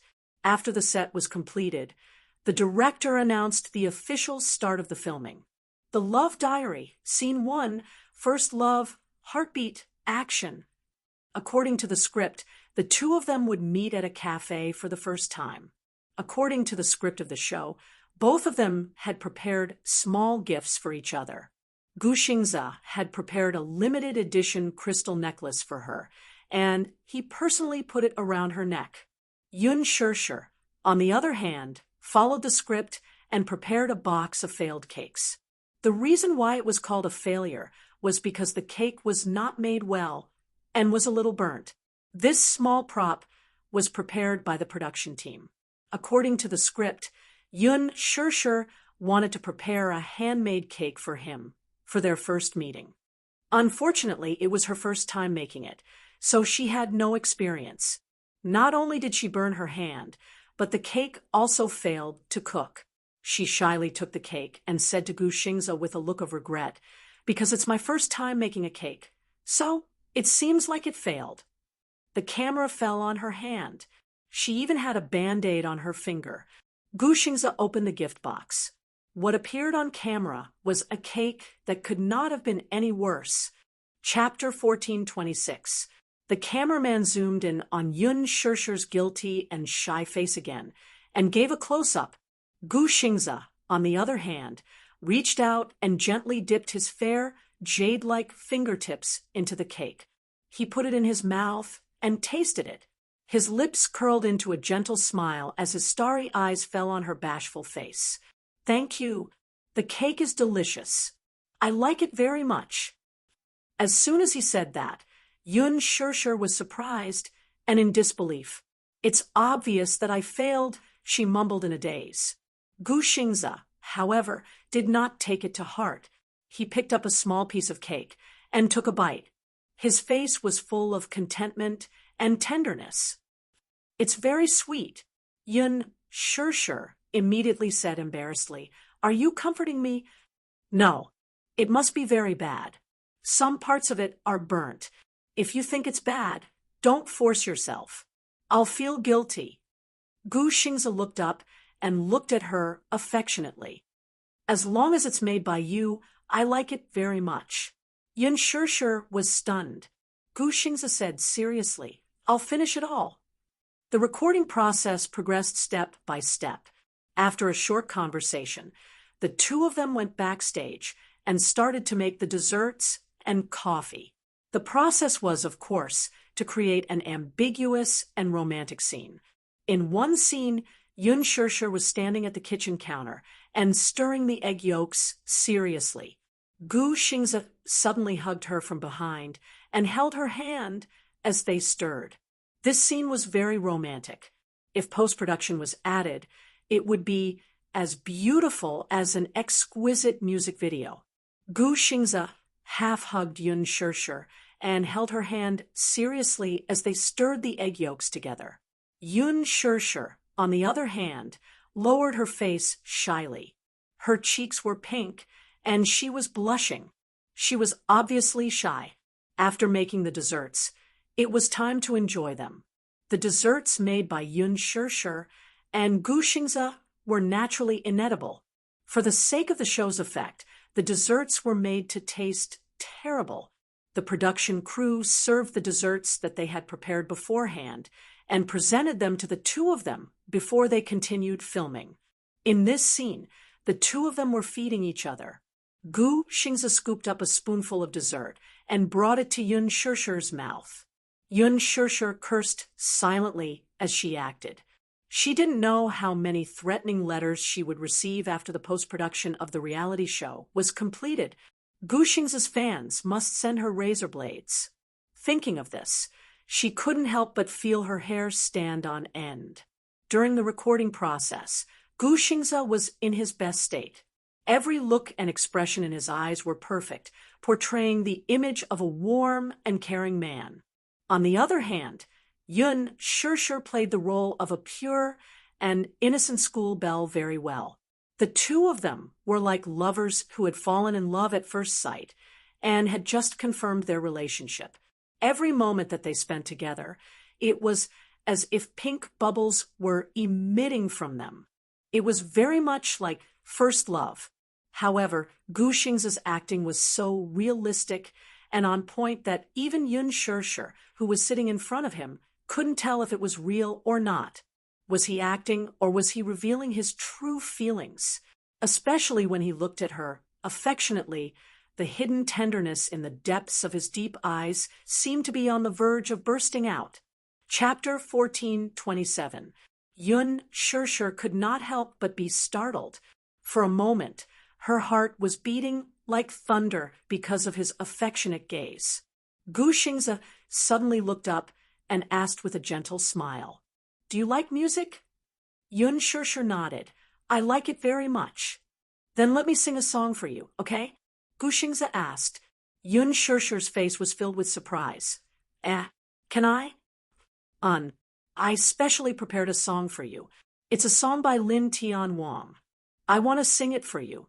Yun Shirshir clapped her hands and said with a pink face, "All right." The setting was a coffee shop. In the coffee shop, there was a very romantic music stage. On the stage was a tripod piano. Gu Xingze slowly sat down in front of the piano. For some reason, when he sat in front of the tripod piano, his gentle and elegant side profile instantly sparkled like stars, and his elegant temperament was about to come out. No wonder it was said that Gu Xingze was born to be the movie king, and he was also the prince of love songs who was endowed with a soul by the heavens. He lowered his head slightly, and his gentle and delicate side profile fell into her eyes, causing ripples of tenderness to appear. He raised his hand, and his fair hands landed on the black and white piano keys. They were slender and beautiful. Every finger of his beautiful hands seemed to be carved out of jade. He was born to be an outstanding pianist. He turned his face slightly and looked deeply at Yun Shirshir. With just this glance, Yun Shirshir was completely stunned. Her heart felt as if it had been stabbed by something, because she could clearly see the tenderness in his eyes. This tenderness was not an act. It was so real. Her heart suddenly began to ache. Gushingza slowly played, along with the tinkling sound of the piano. A gentle and extremely magnetic voice flowed out like flowing water. Love yourself well, and someone will love you. This is an optimistic statement. The look of happiness makes me feel so, really can't find an adjective. The silence is hiding the overflowing passion. Only the particle is left. There is a kind of steadiness when you call my name. He played and sang affectionately. Every word seemed to be engraved into his soul. When people heard it, their scalps immediately went numb and goosebumps appeared all over their bodies. His voice was so gentle and pleasant. When he sang to the emotional part, he gently lowered his eyes, frowned slightly, and his thin lips slowly opened and closed.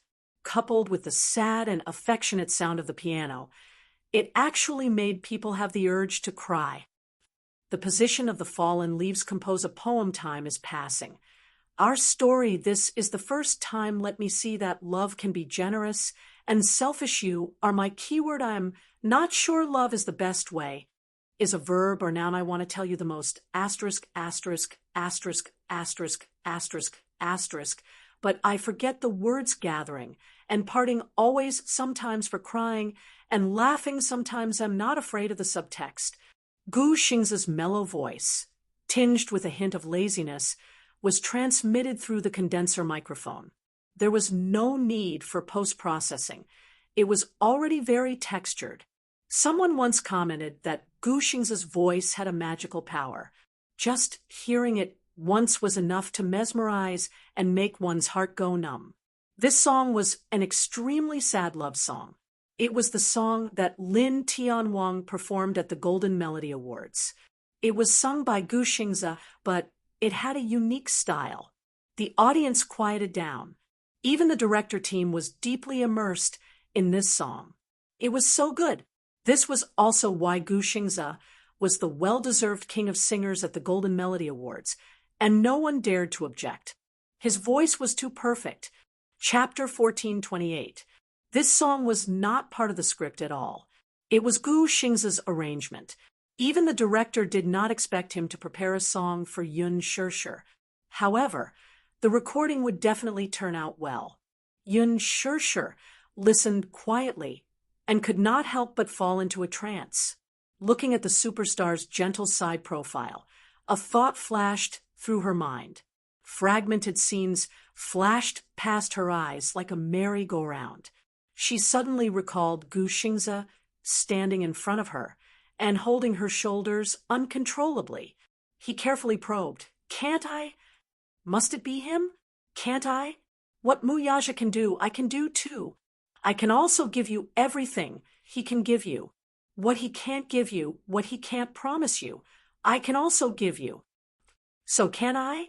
In his eyes, she was so fragile as if she was a bubble that would burst at the slightest touch. Yun Shirshir, I really like you. You don't have to deliberately avoid me. If you like me, you like me. If you don't like me, you don't like me. I just don't like to suppress myself. I like you. If you change your mind, I'll wait for you at the same place. However, I won't force you to like me, nor will I do those things that make things difficult for you. So, you don't have to hide from me like this, understand? At least, please retain my right to like you. Please let me protect you silently. Yun Shirshir snapped back to reality from her memories. Unknowingly, she was deeply moved by Gu Xingzi's singing. She could actually feel the love that he had buried deep in his heart from his singing. Her heart suddenly ached, and she felt suffocated. She could feel Gu Xing's determination to protect her silently.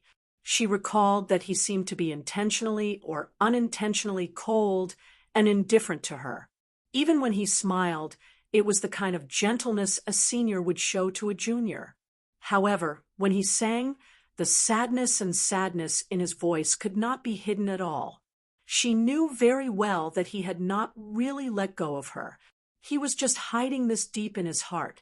He did not say anything because he did not want his feelings to burden her. Mu Shi, who was standing at the side, was also shocked. His singing was so affectionate. All his emotions were gathered in the lyrics, especially his eyes, which were filled with endless affection. Mu Shi guessed that there must be someone he loved very much in his heart. What do you mean by hiding in the lyrics? Is a proper noun.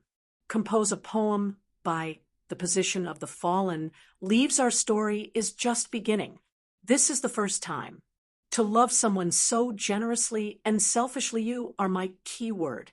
When the song ended, Gu Xingzi stood up and turned to look at Yun Shirshir. Her eyes were wide open and filled with tears. In the blink of an eye, tears rolled down her cheeks. She came back to her senses from the song and realized that she was actually crying emotionally as she listened to it.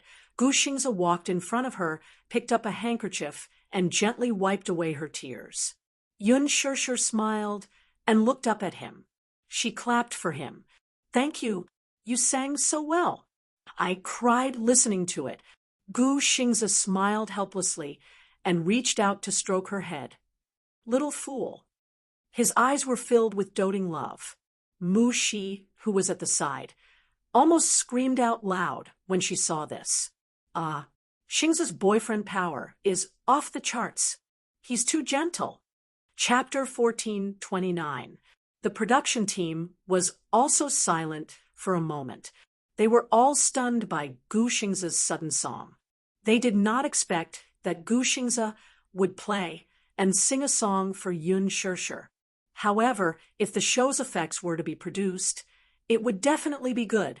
It was a very amusing scene, and the viewership ratings would definitely be first. Throughout the entire recording process, Mu Shi was watching it live. When she witnessed Yun Shirshir and Gu Xingzi's first date, she felt as if she had been fed a mouthful of dog food. She felt stifled. She felt as if she had been showered with affection. This reality show was simply torturing single people. This was especially true for a single person like her. Watching the whole process, she was hurt 10,000 points. The scene of Gu Xingzi wiping Yun Shirshir's tears, in particular, was a blow to her heart.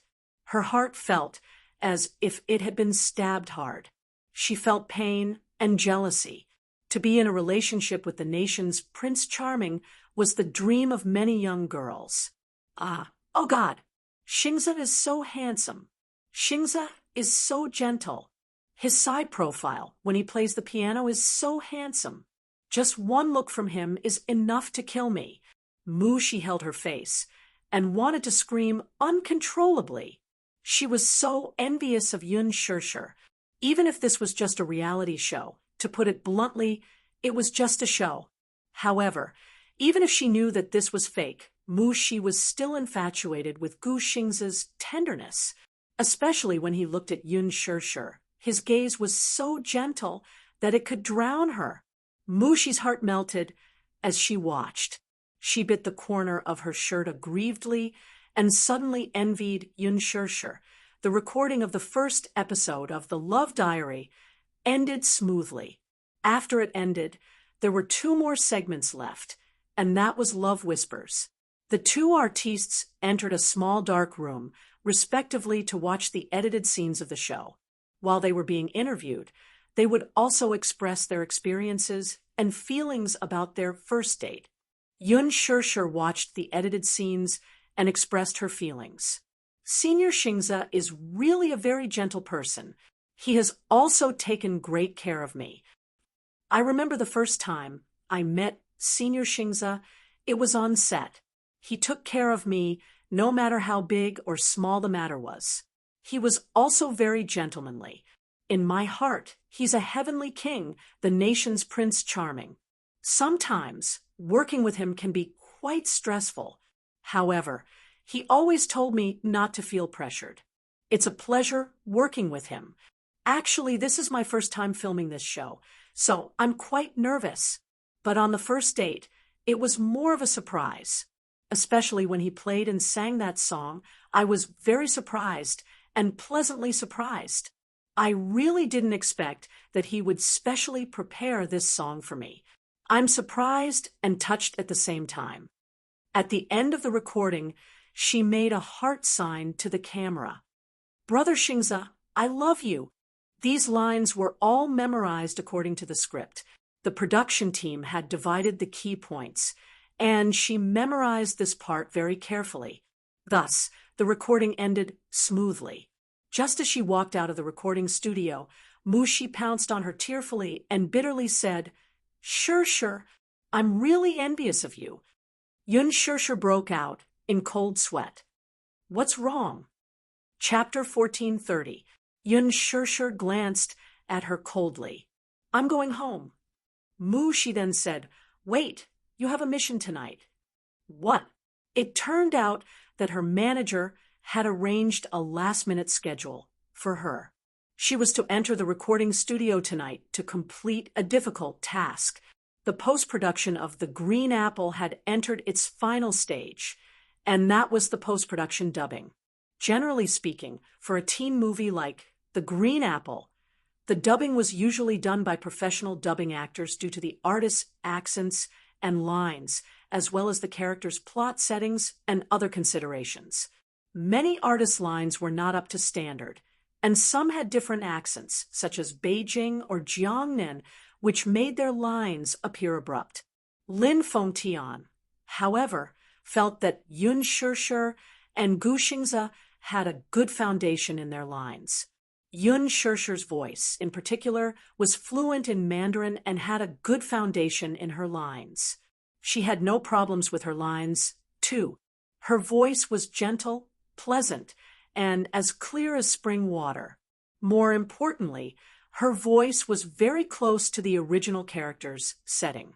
Hence, Lin Fengtian solemnly decided to give up on dubbing actors and let Yun Sure complete the post-production dubbing with her original voice. The Green Apple was 2 hours long, and Yin Xiaochuan had more than 300 lines. It was quite a huge project. Lin Fengtian specially found a dubbing teacher and threw Yun Sure into the recording studio. She would spend the next 3 days on this. According to his estimation, it would take about 3 days to complete all the dubbing.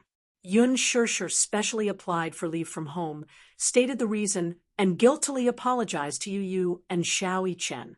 When Yu Yu learned that Yun Sure had to work and could not return home for 3 days, he felt depressed and heartbroken at the same time. These few days, ever since his mother resumed work, her schedule had been packed. The movie was about to enter its promotional period, so she would probably have to fly all over the country. Apparently, his mother had recently accepted a film contract and would be joining the production team soon. Mu Yaja was busy wrapping up the acquisition of the Meng Group, so he always came home late. Hence, Yu Yu and Xiao Chen could only pitifully rely on each other. In the end, the work that was supposed to be completed in 3 days was delayed to a week. It was not because of anything else, but because Yun Sure was not a dubbing actress. When she acted, she had a good foundation in her lines because of her emotions. However, after filming ended for so long, she did not adjust her emotional state during the acting process. In addition, Lin Fengtian's harsh work attitude and his nitpicking. Poor Yun Sure, who had just been ravaged by Lin Fengtian, had yet to regain her composure when she was dragged by her manager to board a private plane to Italy for the Milan Fashion Week. On the plane, Yun Sure still had not figured out the itinerary of their flight to Italy. I'm taking you to watch a show. Qin explained. Watch a show. Yun Shirshir widened her eyes in shock. Boss Qin, I haven't slept for 3 days. As she spoke, she pitifully pointed at the dark circles under her eyes and said in an aggrieved tone, Did you see my dark circles? You see them? I haven't slept for a day and a night. If this goes on, I suspect that I will die in the line of duty. Chapter 1431. Yun Shirshir was so tired that she slumped on the chair. She felt that her whole life was gloomy. I'm so tired. I want to hug my pillow and sleep until the sky turns dark. Dreams are always beautiful, Qin quietly said from the side. Yun Shirshir was disheartened. She said miserably, I want to sleep. There are still 5 hours before landing in Italy. You can use this time to catch up on sleep. Yun Shirshir complained, Boss Qin, you're squeezing your employees dry. I protest. Protest overruled. I appeal. Overruled. I'm going to die. Yun Shirshir had no choice but to compromise. She pitifully covered her face with her clothes and put the chair down. After a while, she quickly fell asleep. She was really tired. As soon as the plane landed, Yun Shirshir, who had yet to adjust to the jet lag, was hurriedly dragged to the studio by her manager. The moment she stepped in, she was surrounded by 3 top-notch stylists who were eyeing her covetously. Yun Shirshir was speechless. Could she say that the way these men looked at her was scary? Yun Shirshir raised her hands and surrendered. Then she allowed the 3 stylists to surround her. One moment, they were messing with her hairstyle, the next moment, they were messing with her makeup, and the next moment, they were messing with her clothes. Qin stood at the side and gave advice from time to time. There were a few times when Yun Shirshir's hairstyle was not up to standard. With one sentence from Qin, they were all dismantled and redone. Yun Shirshir was so sleepy that she kept yawning. When she was putting on makeup, she dozed off a few times. When her head fell down, her eyeliner messed up her entire face. Qin could not stand it anymore. He waved his hand and said, That's all for now. Go back and rest first. Thank you, Your Majesty. Yun Shirshir raised her hands and cheered. When she stood up, her stomach suddenly growled. She had not eaten anything for a day and was obviously hungry. Yun Shirshir held her stomach pitifully and looked at Qin. She bit her lip and complained, I'm hungry. Bear with it. Qin snorted and said heartlessly, It's already night time. You can't eat. But I'm really hungry. She was trying her best to catch up on sleep on the plane, but she didn't have a good rest. Qin lectured her, There's a show tomorrow afternoon. If you put on more weight, it won't do. Yun Shirshir, there will be a lot of big names from Hollywood attending the Milan fashion show tomorrow. Do you want to make a fool of yourself on the red carpet? I don't care. You have to be beautiful when you appear on the runway tomorrow. Your face must be as sharp as you want it to be, and your waist must be as thin as you want it to be. Do you understand? Yun Shirshir almost rolled her eyes. Go back and rest. Wash up and wait for me at 5:00 tomorrow morning. Yun Shirshir seemed to have lost all her strength. It was already 10:00 at night. Oh God, as soon as she entered the hotel, she threw herself on the bed and made use of the time to catch up on sleep. When Qin appeared at the door of Yun Shirshir's room at 5:00 in the morning the next day, he opened the door and saw Yun Shirshir's resentful face. He looked at her eyes. They were bloodshot, and there were faint dark circles under her eyes. She sounded as if she was about to cry. I didn't sleep well last night. Qin raised his eyebrows. Yun Shirshir said, I can't get used to the bed. Qin held his forehead helplessly. I give up. Your schedule will only get more and more packed in the future. You have to get used to it as soon as possible. Yun Shirshir's voice became weaker. I know. Chapter 1432. The hairstyling process was long and boring. Hence, Yun Shirshir played with her phone while she permed her hair. However, when she opened Weibo, she suddenly realized that there were tens of thousands of new fans and countless comments. She was stunned. What was going on? Qin Zhou saw the suspicion on her face and kindly reminded her the show was broadcast yesterday. It turned out that the first episode of The Love Diary was broadcast on Chungguang TV on the day she boarded the plane. The publicity for the show was overwhelming, and it caused a sensation. Many die-hard fans of Guxingzi were attracted to the show. On Weibo, the number of topics and discussions about the lucky couple rose to the top. Many fans of the original novel of The Green Apple even came to support them. Under the anticipation of the audience, the show was broadcast, and it won the #1 spot among the primetime variety shows. There was no doubt about Guxingzi's influence and appeal. No matter how one looked at it, there was no doubt about Guxingzi's popularity.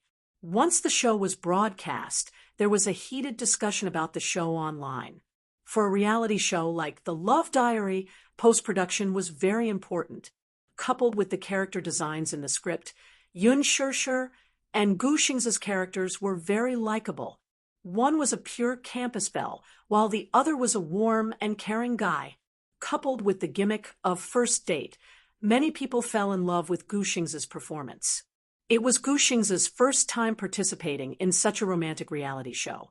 As a fan of Guxingzi, it was a huge attraction. Through the show, many viewers saw how romantic and affectionate their idol was when he was a boyfriend. They were even more fanatical. Unsurprisingly, half of the comments on Yun Shirshir's Weibo were from Guxingzi's diehard fans. All kinds of unpleasant words were endless. There were even many marketing accounts that publicly humiliated Yun Shirshir and accused her of using Guxingzi's popularity to hurt Guxingzi's fans. Yun Shirshir did not read much of it. Qin Zhou specifically reminded her not to read the comments online for the time being to avoid getting hurt. She listened obediently and did not look at Weibo. However, Qin Zhou had his own reasons for giving such an order. It was not because of anything else, but because the fans who insulted Yun Shirshir were all paid by Qin Zhou. This was also one of his methods.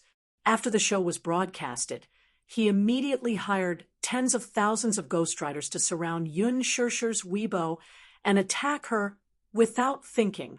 They also clamored for hashtag Yun Shirshir to get out of the entertainment industry hashtag. This was taking advantage of the public's sympathy for the weak mentality. If he did not do that, firstly, Yun Shirshir's Weibo would definitely be attacked by Guxingzi's fans after the show was aired. Secondly, it would be difficult for his team to control the situation. Therefore, he took the lead and sent out the internet water army to attack Yun Shirshir with all kinds of vicious words. All kinds of attacks were unsightly and extremely vicious. As a result, many passers-by could not bear to continue watching. Thus, some kind-hearted netizens began to emerge. Are some of Guxingzi's diehard fans crazy? What right do they have to clamor for Yun Shirshir to get out of the entertainment industry? What right do you have? Yun Shirshir is so pitiful. Just because the program team arranged for her to participate in the reality show with Guxingzi, she was attacked like this. How pitiful. Chapter 1433. She's just an imaginary couple with Guxingzi. Does she have to suffer so many rumors for no reason? Shirshir, you can do it. Don't bother about those unreasonable fans. I'm your fan, and I really like The Green Apple. When the movie is released, I'll definitely support it. In an instant, the hashtag Shirshir, you can do it hashtag became the top trending topic on Weibo. Many Yun Shirshir's fans also started to fight back. Yun Shirshir's fans deliberately took screenshots of Yun Shirshir's beautiful moments from the show. Her good looks attracted many passers-by. Oh my God! Who is this woman? She's so beautiful. She reminds me of my first love. She has the temperament of a campus belle. I think she and Gu Xingze are quite compatible. I don't remember her name, but I know her. She's the newbie who acted in The Green Apple with Gu Xingze. She's so beautiful. Her nose is so beautiful, and her eyes are so beautiful. It's as if there are many stars hidden in them. She's so beautiful. She's like an otherworldly fairy. Could it be that she's had plastic surgery? Many popular actresses nowadays are not original. Could it be that she's also had plastic surgery? The funny thing was, when some people questioned Yun Shirshir's plastic surgery, many netizens who used to be plastic surgeons came forward to analyze it. I've carefully studied Yun Shirshir's facial features. They're perfect. She has the perfect proportions of an Asian beauty. Her temperament is also very ethereal. The corners of her eyes are natural, and the curve of her nose is also very natural. She doesn't look like she's had plastic surgery. I'm a plastic surgeon. I've studied her facial features. They're all natural. She hasn't gone under the knife. Facial features that have gone under the knife are very obvious. Many netizens started to look forward to the second episode of the show. I'm really looking forward to the second episode, but The Love Diary only has 2 episodes a month. We have to wait for another half a month for the second episode. I'm so envious of Shirshir. Although I know that The Love Diary is just a reality show, I still think that she and Xingze are really compatible when they stand together. Mu Group. After Mu Yaja finished dealing with his work, he suddenly received an email. Inside the email was a link to a video website. The sender was Minyu. Boss, Madam is recording a new episode. Mu Yaja clicked on it. It was a program titled The Love Diary. Love Diary? Looking at the introduction of the show, it seemed to be a reality show about imaginary love. He frowned slightly. Ji Lin would report Yun Shirshir's schedule to him every week. Among them, he mentioned that Yun Shirshir had recently accepted a reality show. He only knew that it was a reality show, but he didn't know that it was a hypothetical love show. Mu Yaja scanned through the list and saw Gu Xingze's name on it. His good-looking eyebrows furrowed even deeper at this sight. Gu Xingze? Why was it him? Out of curiosity, he picked up the mouse and clicked play. The video was 50 minutes long, but he was actually very patient. He finished watching it without fast-forwarding for even a minute. However, the more he watched, the gloomier his expression became. He felt inexplicably unhappy, especially when he saw Yun Shirshir crying after Gu Xingze played a song in the cafe. His frown deepened. Why was she crying? Why was she crying? Was this a script? Chapter 1434. Mu Yaja furrowed his brows deeply, and his eyes were filled with anger. The reality show's post-production team had been specially hired to handle the entire production, so the show's effect was romantic and interesting. The scene of the two people's first date was especially romantic. Gu Xingze prepared a beautiful necklace for Yun Shirshir and even put it on her personally. The scene where he put it on her was filmed in slow motion, and it matched with the love song Gu Xingze had specially written for the movie The Green Apple. The entire scene seemed to be filled with pink bubbles, and it made people's hearts beat faster. Yun Shirshir prepared a cake for Gu Xingze that had failed to bake, and there was a scene where she personally fed Gu Xingze. Mu Yaja watched the show expressionlessly from start to finish, and his face darkened. It was just a reality show. Reality shows were like movies, they had a script. Even though Mu Yaja knew that the so-called reality show was just a fake show, he was still upset and was about to turn it off. At the end of the show, Gu Xingze suddenly confessed his true feelings. On the screen was a quiet recording studio. He sat on the sofa, facing the camera, and talked about his feelings for the date. Where did you first meet her? Gu Xingze pondered for a moment, and his eyes suddenly curved. The first time I met her was at Huan Yu's annual cocktail party. She was wearing a gorgeous gown, and her makeup wasn't very thick, but she was very beautiful. Her beauty was probably something that could not be described with superficial words. She had a very special aura that attracted me immediately. He spoke very slowly, and his eyes were looking at the camera with a slight smile. When he mentioned Yun Shirshir, the affection in his eyes could be clearly felt even through the screen. This man loved her deeply from the bottom of his heart. At the cocktail party, I invited her to dance with me. She had never learned ballroom dancing before, and she felt very clumsy. There were a few times when she stepped on my leather shoes. She was clumsy, but it felt. His voice suddenly stopped, and his eyes were filled with emotions, as if he was immersed in the memory of that day at the cocktail party. She felt very cute. The scene suddenly changed, and there was a scene from the date.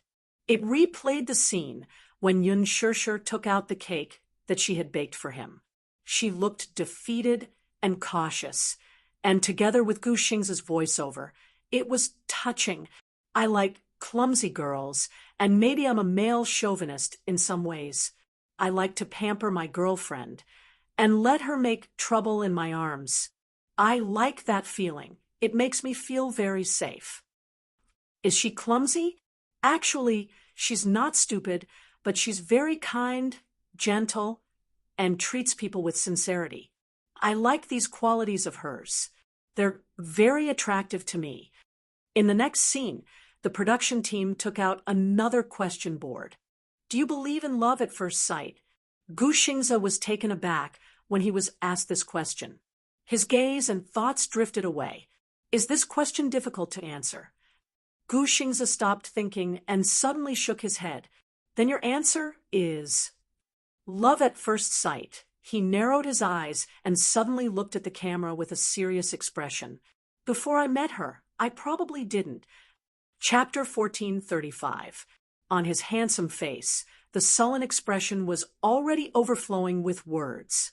On the screen, a line of pink words appeared. Is Tia your ideal type? When Gu Xingze received the question board, he was a little stunned. He suddenly asked, Ideal type? Yes. Generally speaking, you should have fantasies about your ideal lover. Gu Xingze pursed his lips and answered directly, I don't have an ideal type. Ah, the production crew was a little surprised and laughed. How can you not have an ideal type? Generally, men would have certain fantasies about their future lovers when they met and fell in love with each other.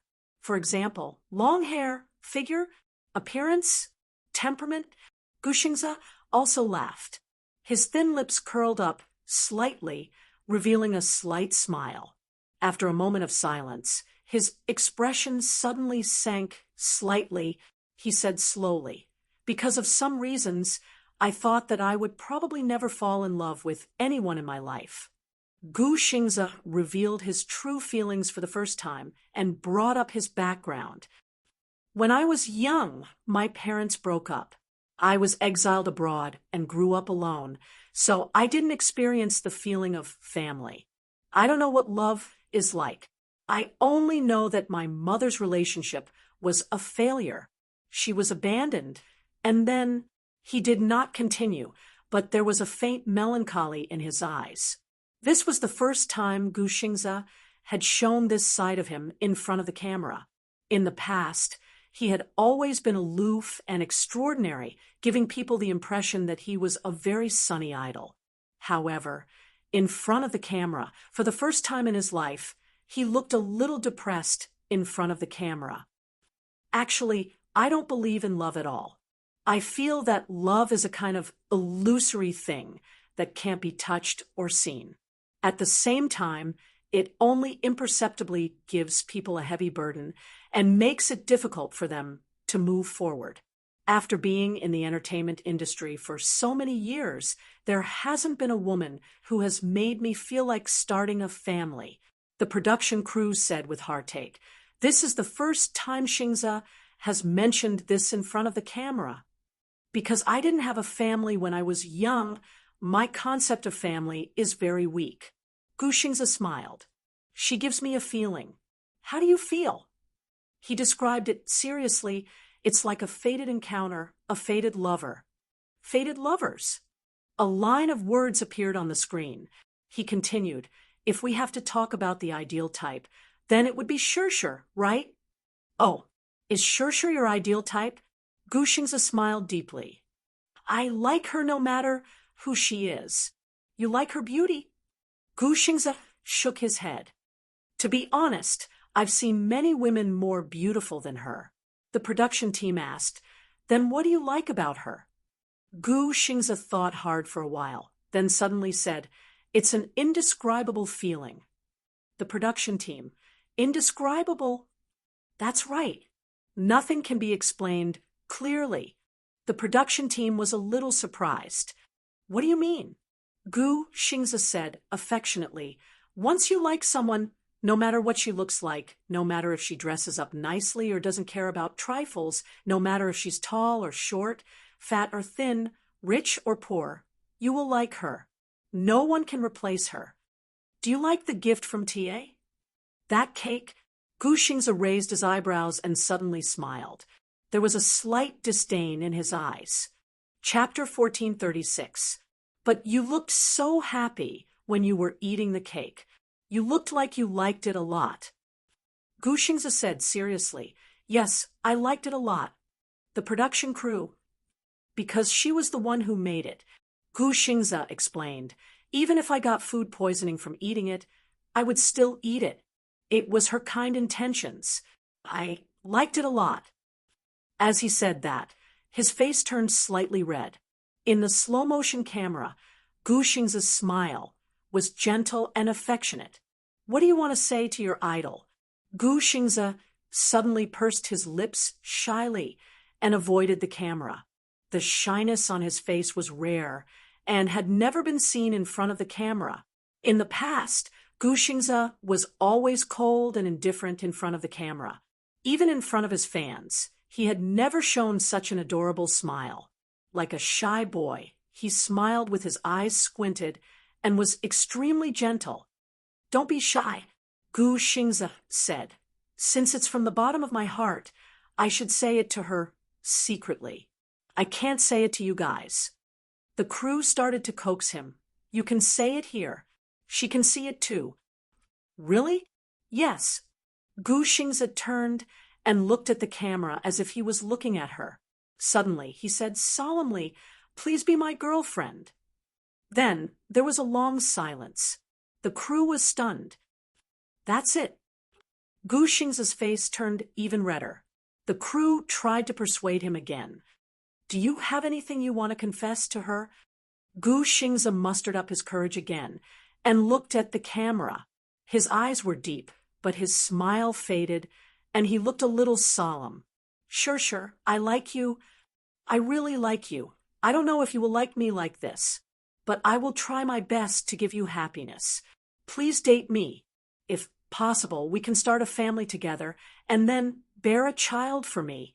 I will be a responsible husband and father. Gu Xingze paused for a moment and said seriously, I really like you. After saying that, he smiled gently in slow motion. The scene was so beautiful that one could not help but be moved to tears. Pa! Muyaja slammed his notebook shut, his face extremely gloomy. He made a call and instructed Minyu to report Yun Shirshir's recent schedule to him. Not long after, Minyu sent Yun Shirshir's schedule for this month to her. 1 month, 30 days. Every day's schedule was packed to the brim. At first glance, there was almost no time to breathe. According to her itinerary, she was currently in Italy, rushing to Milan Fashion Week. Milan Fashion Week was one of the four most famous fashion weeks in the world. Milan, Paris, New York, and London. Among the four major fashion weeks, Milan Fashion Week was the latest to rise. But now, it was already at the top. It gathered the top figures in the fashion industry, thousands of professional buyers, and professional media and style trends from all over the world. The global spread of these elements was far beyond other business models.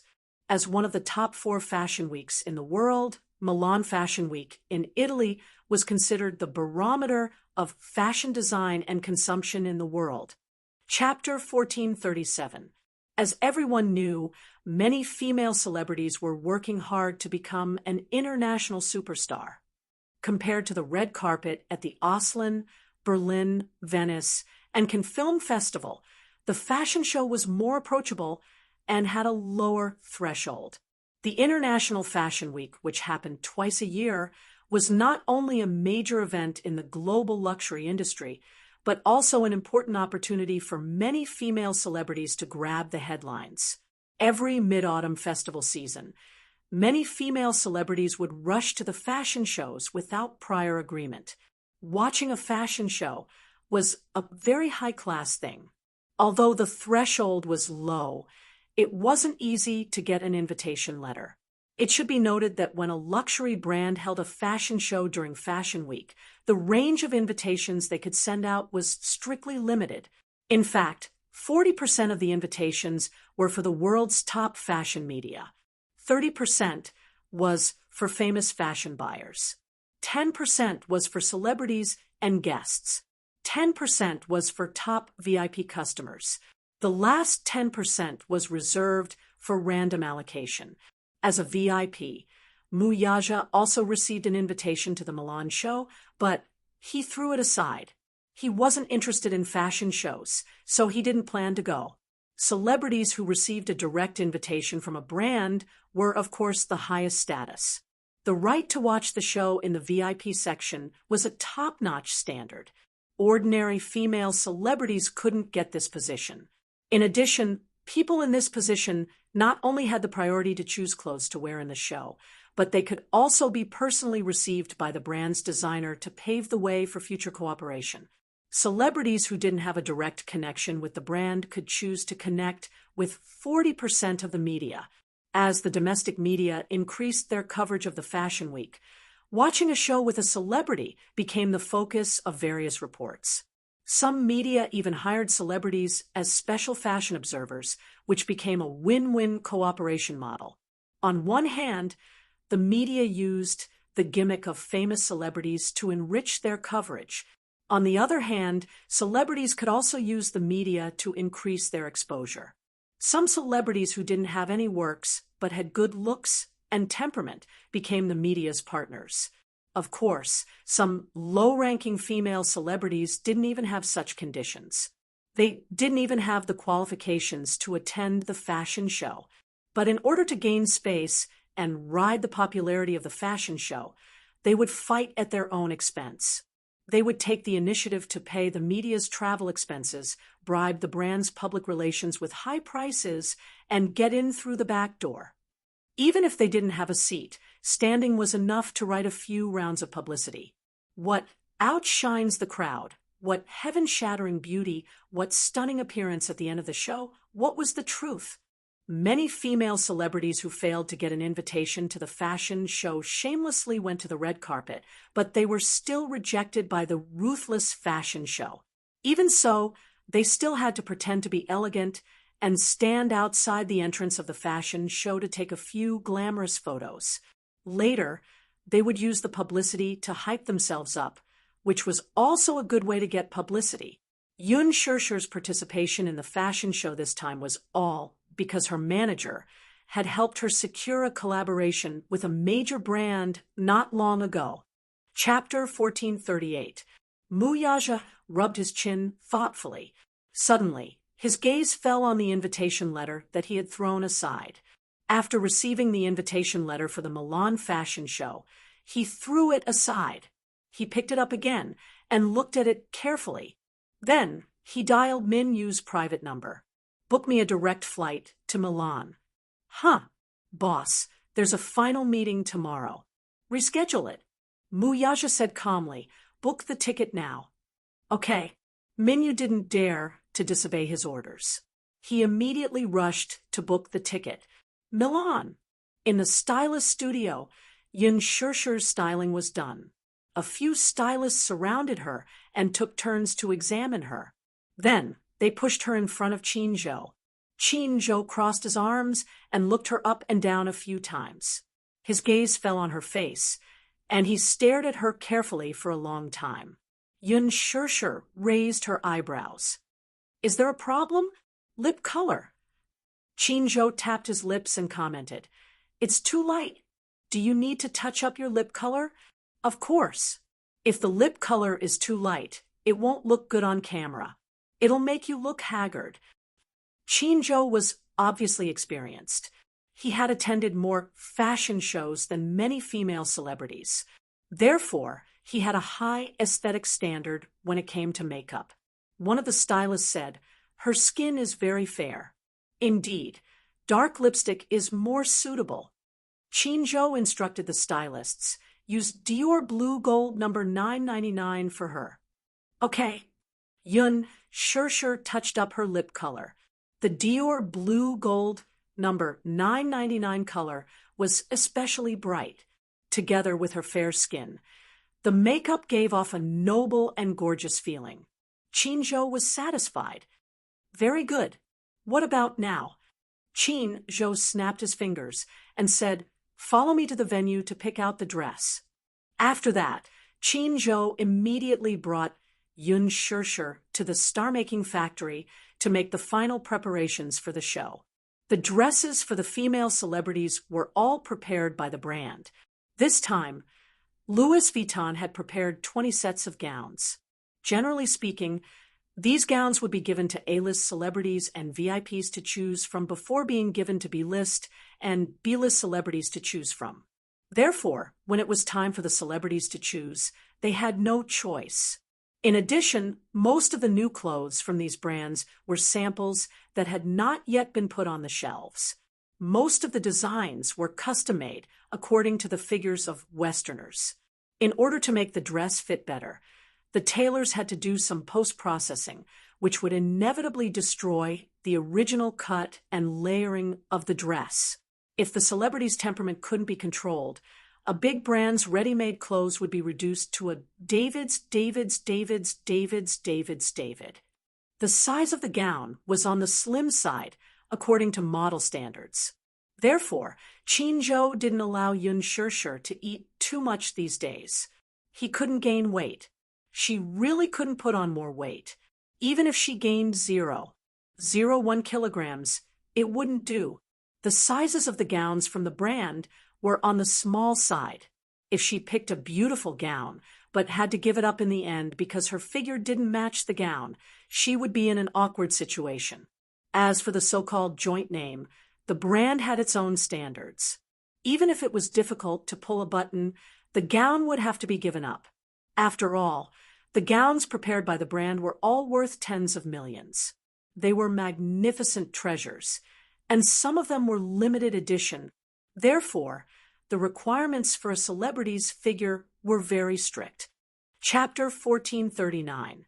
Qinzhou had put in a lot of effort so that Yun Shirshir could appear beautiful on camera.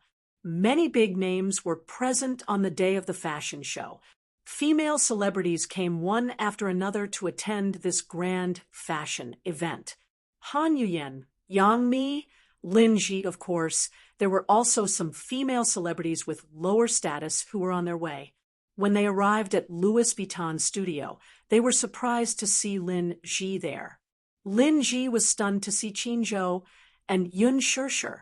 She did not expect Yun Shirshir to receive an invitation from Louis Vuitton. Louis Vuitton had only sent out 20 invitations. Among them, only 6 were sent to the domestic celebrity circle. 3 of them were sent to 3 of the more famous female celebrities in the fashion industry. To put it bluntly, they were red carpet professionals. Qinzhou called them carpet stars. Other than Yun Shirshir, The other was Lin Ji. Lin Ji had shot a series of print ads for Louis Vuitton's spring collection. This was the first print ad that Lin Ji had received from a major brand. Because of this, Lin Ji's team had been wantonly promoting Lin Ji's high status. After all, as one of the top luxury fashion brands, to be able to get a print ad from Louis Vuitton was extremely dazzling. Qin Zhou was especially disdainful. Useless. She had received a print ad and was bragging so much that she wanted to announce it to the world. Haha, what a disgrace. Lin Ji saw Qin Zhou and smiled slightly. She quickly walked up to him and greeted him gracefully. Hello, CEO Qin. She took the initiative to greet him enthusiastically, yet she completely ignored Yun Shirshir, who was standing at the side. It was as if the latter did not exist in her eyes. She was deliberately giving her the cold shoulder. Or perhaps, in Lin Ji's eyes, Yun Shirshir was just a newcomer. She could not be compared to her at all. If they were to greet each other, Yun Shirshir should be greeting her first. If she were to greet her first, it would be beneath her status. However, Qin Zhou was different. He was one of the top managers in the industry. His methods were top-notch. Moreover, he was a shareholder of Huanyu. If she could get to know him, she could ask him to pave the way for her in the future. She had her eyes on the gold resources in his hands. Her ambition was obvious. Qin Zhou glanced at her with disdain in his eyes. He frowned and also looked at her with disdain. He looked to the side and whistled. Humph! His face was cold and noble. Since this Lin Ji was so arrogant that she ignored Yun Shirshir and treated her like air, then he wouldn't take her seriously either. His sneer and the indifference on his face caused Lin Ji's face to darken and turn livid. This was clearly not giving her face in public. Yun Shirshir looked at Lin Ji and then at Qin Zhou. She raised her eyebrows. Lin Ji turned around slightly and smiled at Yun Shirshir like a slipper. However, this smile was a fake one. It was just a smile on her lips, but the smile did not reach her eyes. Shirshir, it's you? Sai, look at me. I only noticed you because my eyesight is bad. I'm sorry. Please forgive me. Her smile was cold and stiff. There was no friendliness in it at all. Yun Shirshir heard this and smiled coldly. Hello, are you the stylist here? Uffed. Qin Zhou laughed rudely. Chapter 1440. Qin Zhou laughed rudely. Shirshir, you're too cute. She's not a stylist. She's Lin Ji. You should have seen her before. Lin Ji's expression turned even uglier. This Yun Shirshir, was she deliberately picking a fight? However, Yun Shirshir looked as if she had suddenly realized something. Oh, I saw her during the audition for Lethal Beauty. She auditioned for the female lead with me, Lin Ji. After saying that, Yun Shirshir mimicked Lin Ji and put on a fake smile. She said as hypocritically as she could, Senior Lin Ji, I'm sorry. Your makeup is too thick. I didn't recognize you for a while. It would have been fine if she hadn't said that, but once she did, Lin Ji's expression was as ugly as it could get. Was this Yun Shirshir doing it on purpose? Was she mocking her for having too much makeup? Qin Zhou smiled satisfactorily and looked at Yun Shirshir with satisfaction. Not bad. This little lass's ability to make people uncomfortable had improved quite a bit. At this thought, he raised his brows and continued Yun Shirshir's words, saying, It can't be helped. Some people don't have the temperament and beauty, so they can only rely on makeup to maintain their looks. Shirshir, don't look down on others. Qin Zhou's mouth was so venomous that it made people speechless. It wasn't without reason that he said that. He had seen Lin Ji's bare face once by chance. She was simply a passerby. If it weren't for the fact that her facial features were sculpted and could rely on makeup to maintain her beauty. Her facial features weren't purely natural. Who knew how many times they had been processed in the post-production? Being hailed as the #1 costume starlet was just an undeserved reputation. Compared to Yun Shirshir, she was really too far behind. Lin Ji was completely speechless. Qin Zhou was famous for his poisonous tongue. In addition, Yun Shirshir had learned something and would occasionally add salt to the wound. She was beaten black and blue, but she found it hard to refute. Lin Ji was not a natural beauty like Yun Shirshir. Her nose was padded, her chin was shaved, and her eyelids were cut. Even so, it was difficult for her to compete with Yun Shirshir in terms of ancient costumes. This was also the reason why she was eyeing Yun Shirshir covetously. She was very ostracizing her. Her sixth sense told her that as long as this Yun Shirshir could seize the opportunity, she would definitely become famous overnight and surpass her. However, even though she was mocked mercilessly, she couldn't do anything to Yun Shirshir in front of Qin Zhou. She could only glare at her secretly. Qin Zhou suddenly asked curiously, "And Lin Ji, I heard that the female lead of Lethal Beauty has been decided on you. Is that true?" Lin Ji regained some confidence after hearing his question. She raised her chin proudly and said proudly, "Yes, the female lead has already been decided. Although the production team hasn't released any news, the female lead has already been confirmed to be me." "What a pity," Qin Zhou suddenly said. Lin Ji was stunned for a moment and looked at him in confusion. Obviously, she didn't understand what he meant. "CEO Qin, what do you mean?" Qin Zhou smiled coldly and said slowly, "If it weren't for our Shirshir wanting to challenge for the role of the second female lead, this female lead might not have been yours.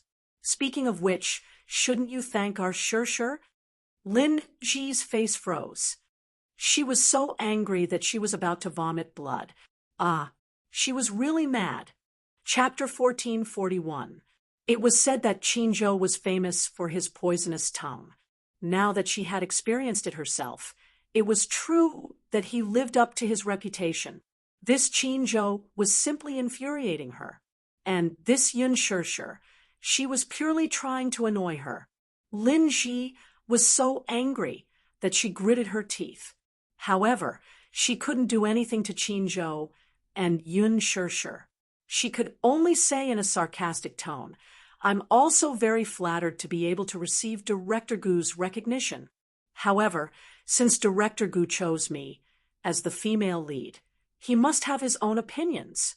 After all, Director Gu is a famous gold medal director in the industry. His foresight is unquestionable." She was using Gu Xiaoyang's words to elevate her own status. Lin Ji kept praising Gu Xiaoyang's foresight. Wasn't she just indirectly flaunting that she had won the female lead role in Lethal Beauty based on her own capabilities? Qin Zhou was disdainful. What was there to rely on? If the entertainment industry really relied on capabilities, how could Lin Ji be considered a crooked person? Didn't she rely on her sugar daddy to get to where she was? At the thought of this, Qin Zhou was angry. If not for his Shirshir wanting to challenge for the role of the second female lead, the female lead role would not have been Lin Ji's. Qin Zhou had been in the industry for so many years, with so many connections and connections. How could he not be able to get the female lead role? He snorted coldly. He couldn't bear to see Lin Ji humiliating Yun Shirshir in front of him.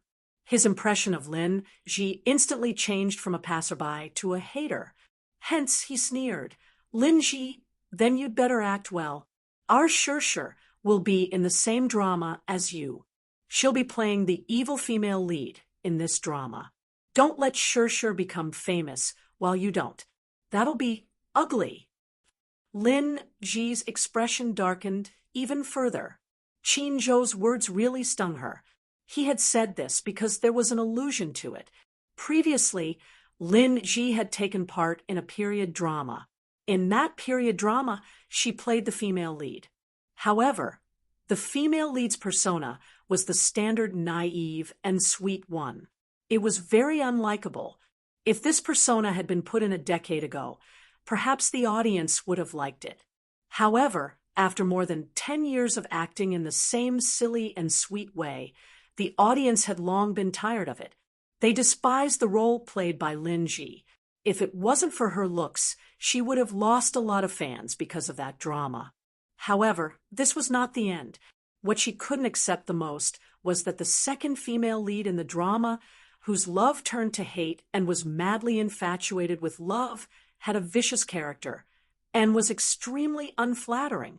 However, her superb acting skills made her shine in front of everyone's eyes. Her beauty overshadowed the crowd, and she instantly became popular. This fire completely overshadowed Lin Ji's limelight. This film had become the female star's representative work. However, the awkward thing was that when this film was mentioned, the audience's first reaction was probably the second female star, not Lin Ji. Therefore, when Lin Ji heard Qin Zhou's words, she knew that he was mocking her. Why was he so aggressive? Lin Ji was furious. She suddenly turned her eyes and fixed them on Yun Shishir's face. Her eyes narrowed slightly, full of disgust. It was probably because he was protecting Yun Shishir. After all, Qin Zhou was Yun Shishir's immediate manager. Lin Ji had ignored Yun Shishir just now, which had obviously angered him. But why? Why would the insufferably arrogant Qin Zhou, who was known as the best manager in the industry, worship and protect Yun Shishir in every way possible? Chapter 1442. Besides her beauty, what else did she have?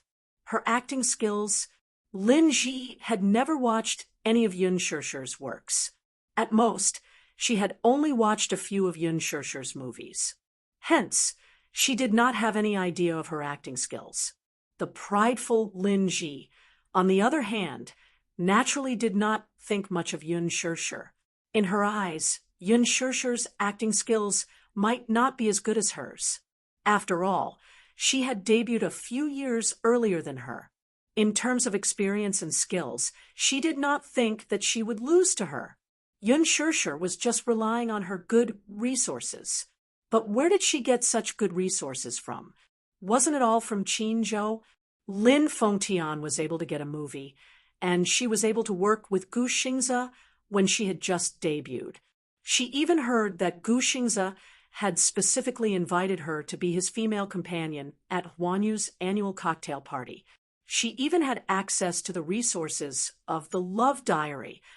As the second imaginary couple of the Love Diary, this resource was truly a golden resource. Why did she say so? As a brand new variety show, the Love Diary was a new variety show that had just been released. It was created by the best variety show team in Korea. One had to know that reality shows were the best way to build popularity with the audience. It was also a golden resource that many people yearned for. Ordinary people simply could not get it. When the Love Diary was first released, the production team did not know how the show would turn out.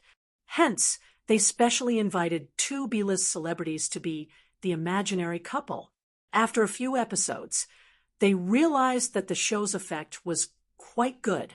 After a few episodes of pre-promotion, the production team realized that this reality show had a huge market potential. However, during the period when the show was on the rise, they were eager to stabilize their popularity.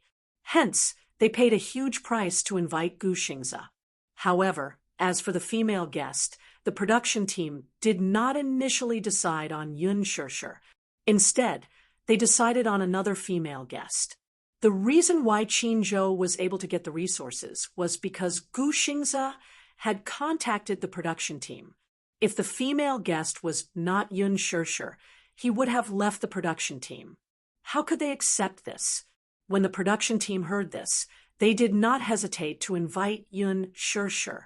One had to know that the success or failure of this program did not depend on the female guest. Most of the viewership ratings depended on the male guest. As a heavenly idol, Gu Xingzhou alone was enough to support the entire program's value and viewership ratings. That was enough. It didn't matter who the female guest was. Moreover, since Gu Xingzhou said so, the crew had no choice but to do as he wished. Lin Ji gritted her teeth in anger. The reason why she was so angry was because if Gu Xingzhou hadn't insisted on naming Yun Shishir, she might have been named as a female guest on this episode of The Love Diary. Why did Gu Xingzhou pick Yun Shishir? Would Gu Xingzhou like Yun Shishir? What a joke! After Lin Ji's anger subsided, she thought about it carefully. She soon suspected that there was an unspeakable relationship between Yun Shishir and Qin Zhou. Back then, when Qin Zhou terminated his contract with Gu Xingzhou and signed Yun Shishir as a newcomer, rumors began to spread in the industry. After finding out that Qin Zhou had terminated his contract with Gu Xingzhou, many people were in a mess. This Qin Zhou, had he lost his mind? How could he terminate his contract with Gu Xingzhou? Oh, please, was there something wrong with his brain? Gu Xingzhou was a money tree. Chapter 1443. Gu Xingzhou was the hottest idol in the entertainment industry, the nation's heavenly king. He had been in the industry for 10 years, but he was still doing well. His career was still on the rise, and he still had a promising future. In the end, the contract was terminated just like that. At first, people thought that Gu Xingzhou and Qin Zhou had a disagreement, so he dumped Qin Zhou. However, they later learned that the two had actually broken up peacefully. This made it even harder for people to figure out what was going on. It was a bit of a mystery, and they couldn't see clearly. Until now, many people still couldn't figure out why Qin Zhou would give up the reliable heavenly King Gu to sign a newcomer and promote her without hesitation. There was something even crazier. Qin Zhou actually used heavenly King Gu's popularity to promote Yun Shishir. Was he crazy? Could it be Yun Shishir had been seduced by Qin Zhou? Many people suspected so. Qin Zhou had slept with Yun Shishir, so he made a promise to her that he would make her famous. Generally speaking, the status of a manager was similar to that of an artist. However, Qin Zhou was different. As an ace manager with first-tier resources and a shareholder of Huanyu, Qin Zhou was rich and had a wide network. Let's not talk about this for now. The most important thing was Qin Zhou had the face of an idol. Therefore, many female celebrities were lining up for him to pamper them. However, Qin Zhou and Gu Xingzhou were the same. They were not interested in women. So many people thought that Qin Zhou was gay. Thinking of this, Lin Ji looked at Yun Shishir with viciousness and disgust. Yun Shishir glanced at her from the corner of her eye and keenly caught the other's sinister gaze. Lin Ji was stunned and looked away. Then she raised her chin and smiled elegantly but coldly. I've been in the entertainment industry for so many years, so my acting skills have been honed. In the past, I didn't have the ability, but now I can't be sure. I hope so. Qin Zhou smiled coldly. Yun Shishir couldn't stand Lin Ji's arrogant face. She suddenly smiled innocently, tilted her head, and asked innocently, Senior Lin Ji, are you here to attend the fashion show? He didn't wait for Lin Ji to respond. Qin Zhou immediately said, Sure, you don't understand. Some people didn't sleep for 2 days and 2 nights just to get on the red carpet. They traveled thousands of miles to get here. As soon as he finished speaking, Lin Ji's face turned green. She looked at Qin Zhou angrily. Her eyes were filled with confusion and hurt, but more than that, it was anger and embarrassment. Chairman Qin, you've gone too far. After saying that, Lin Ji raised her head pretentiously. As the spokesperson for the new spring collection of nectar, I received an official invitation. You're saying that I'm just trying to get on the red carpet? That's slander. Wow, the spokesperson for the press conference. Ha! It's one thing for you to brag in front of the public, but how dare you brag in front of me? Aren't you afraid that you'll be exposed? Qin Zhou mocked him mercilessly. Lin Ji's expression turned even uglier. Indeed, in terms of publicity, Louis Vuitton was divided into brand partner, brand spokesperson, and brand ambassador. These three titles were easily confused, but in reality, they were fundamentally different.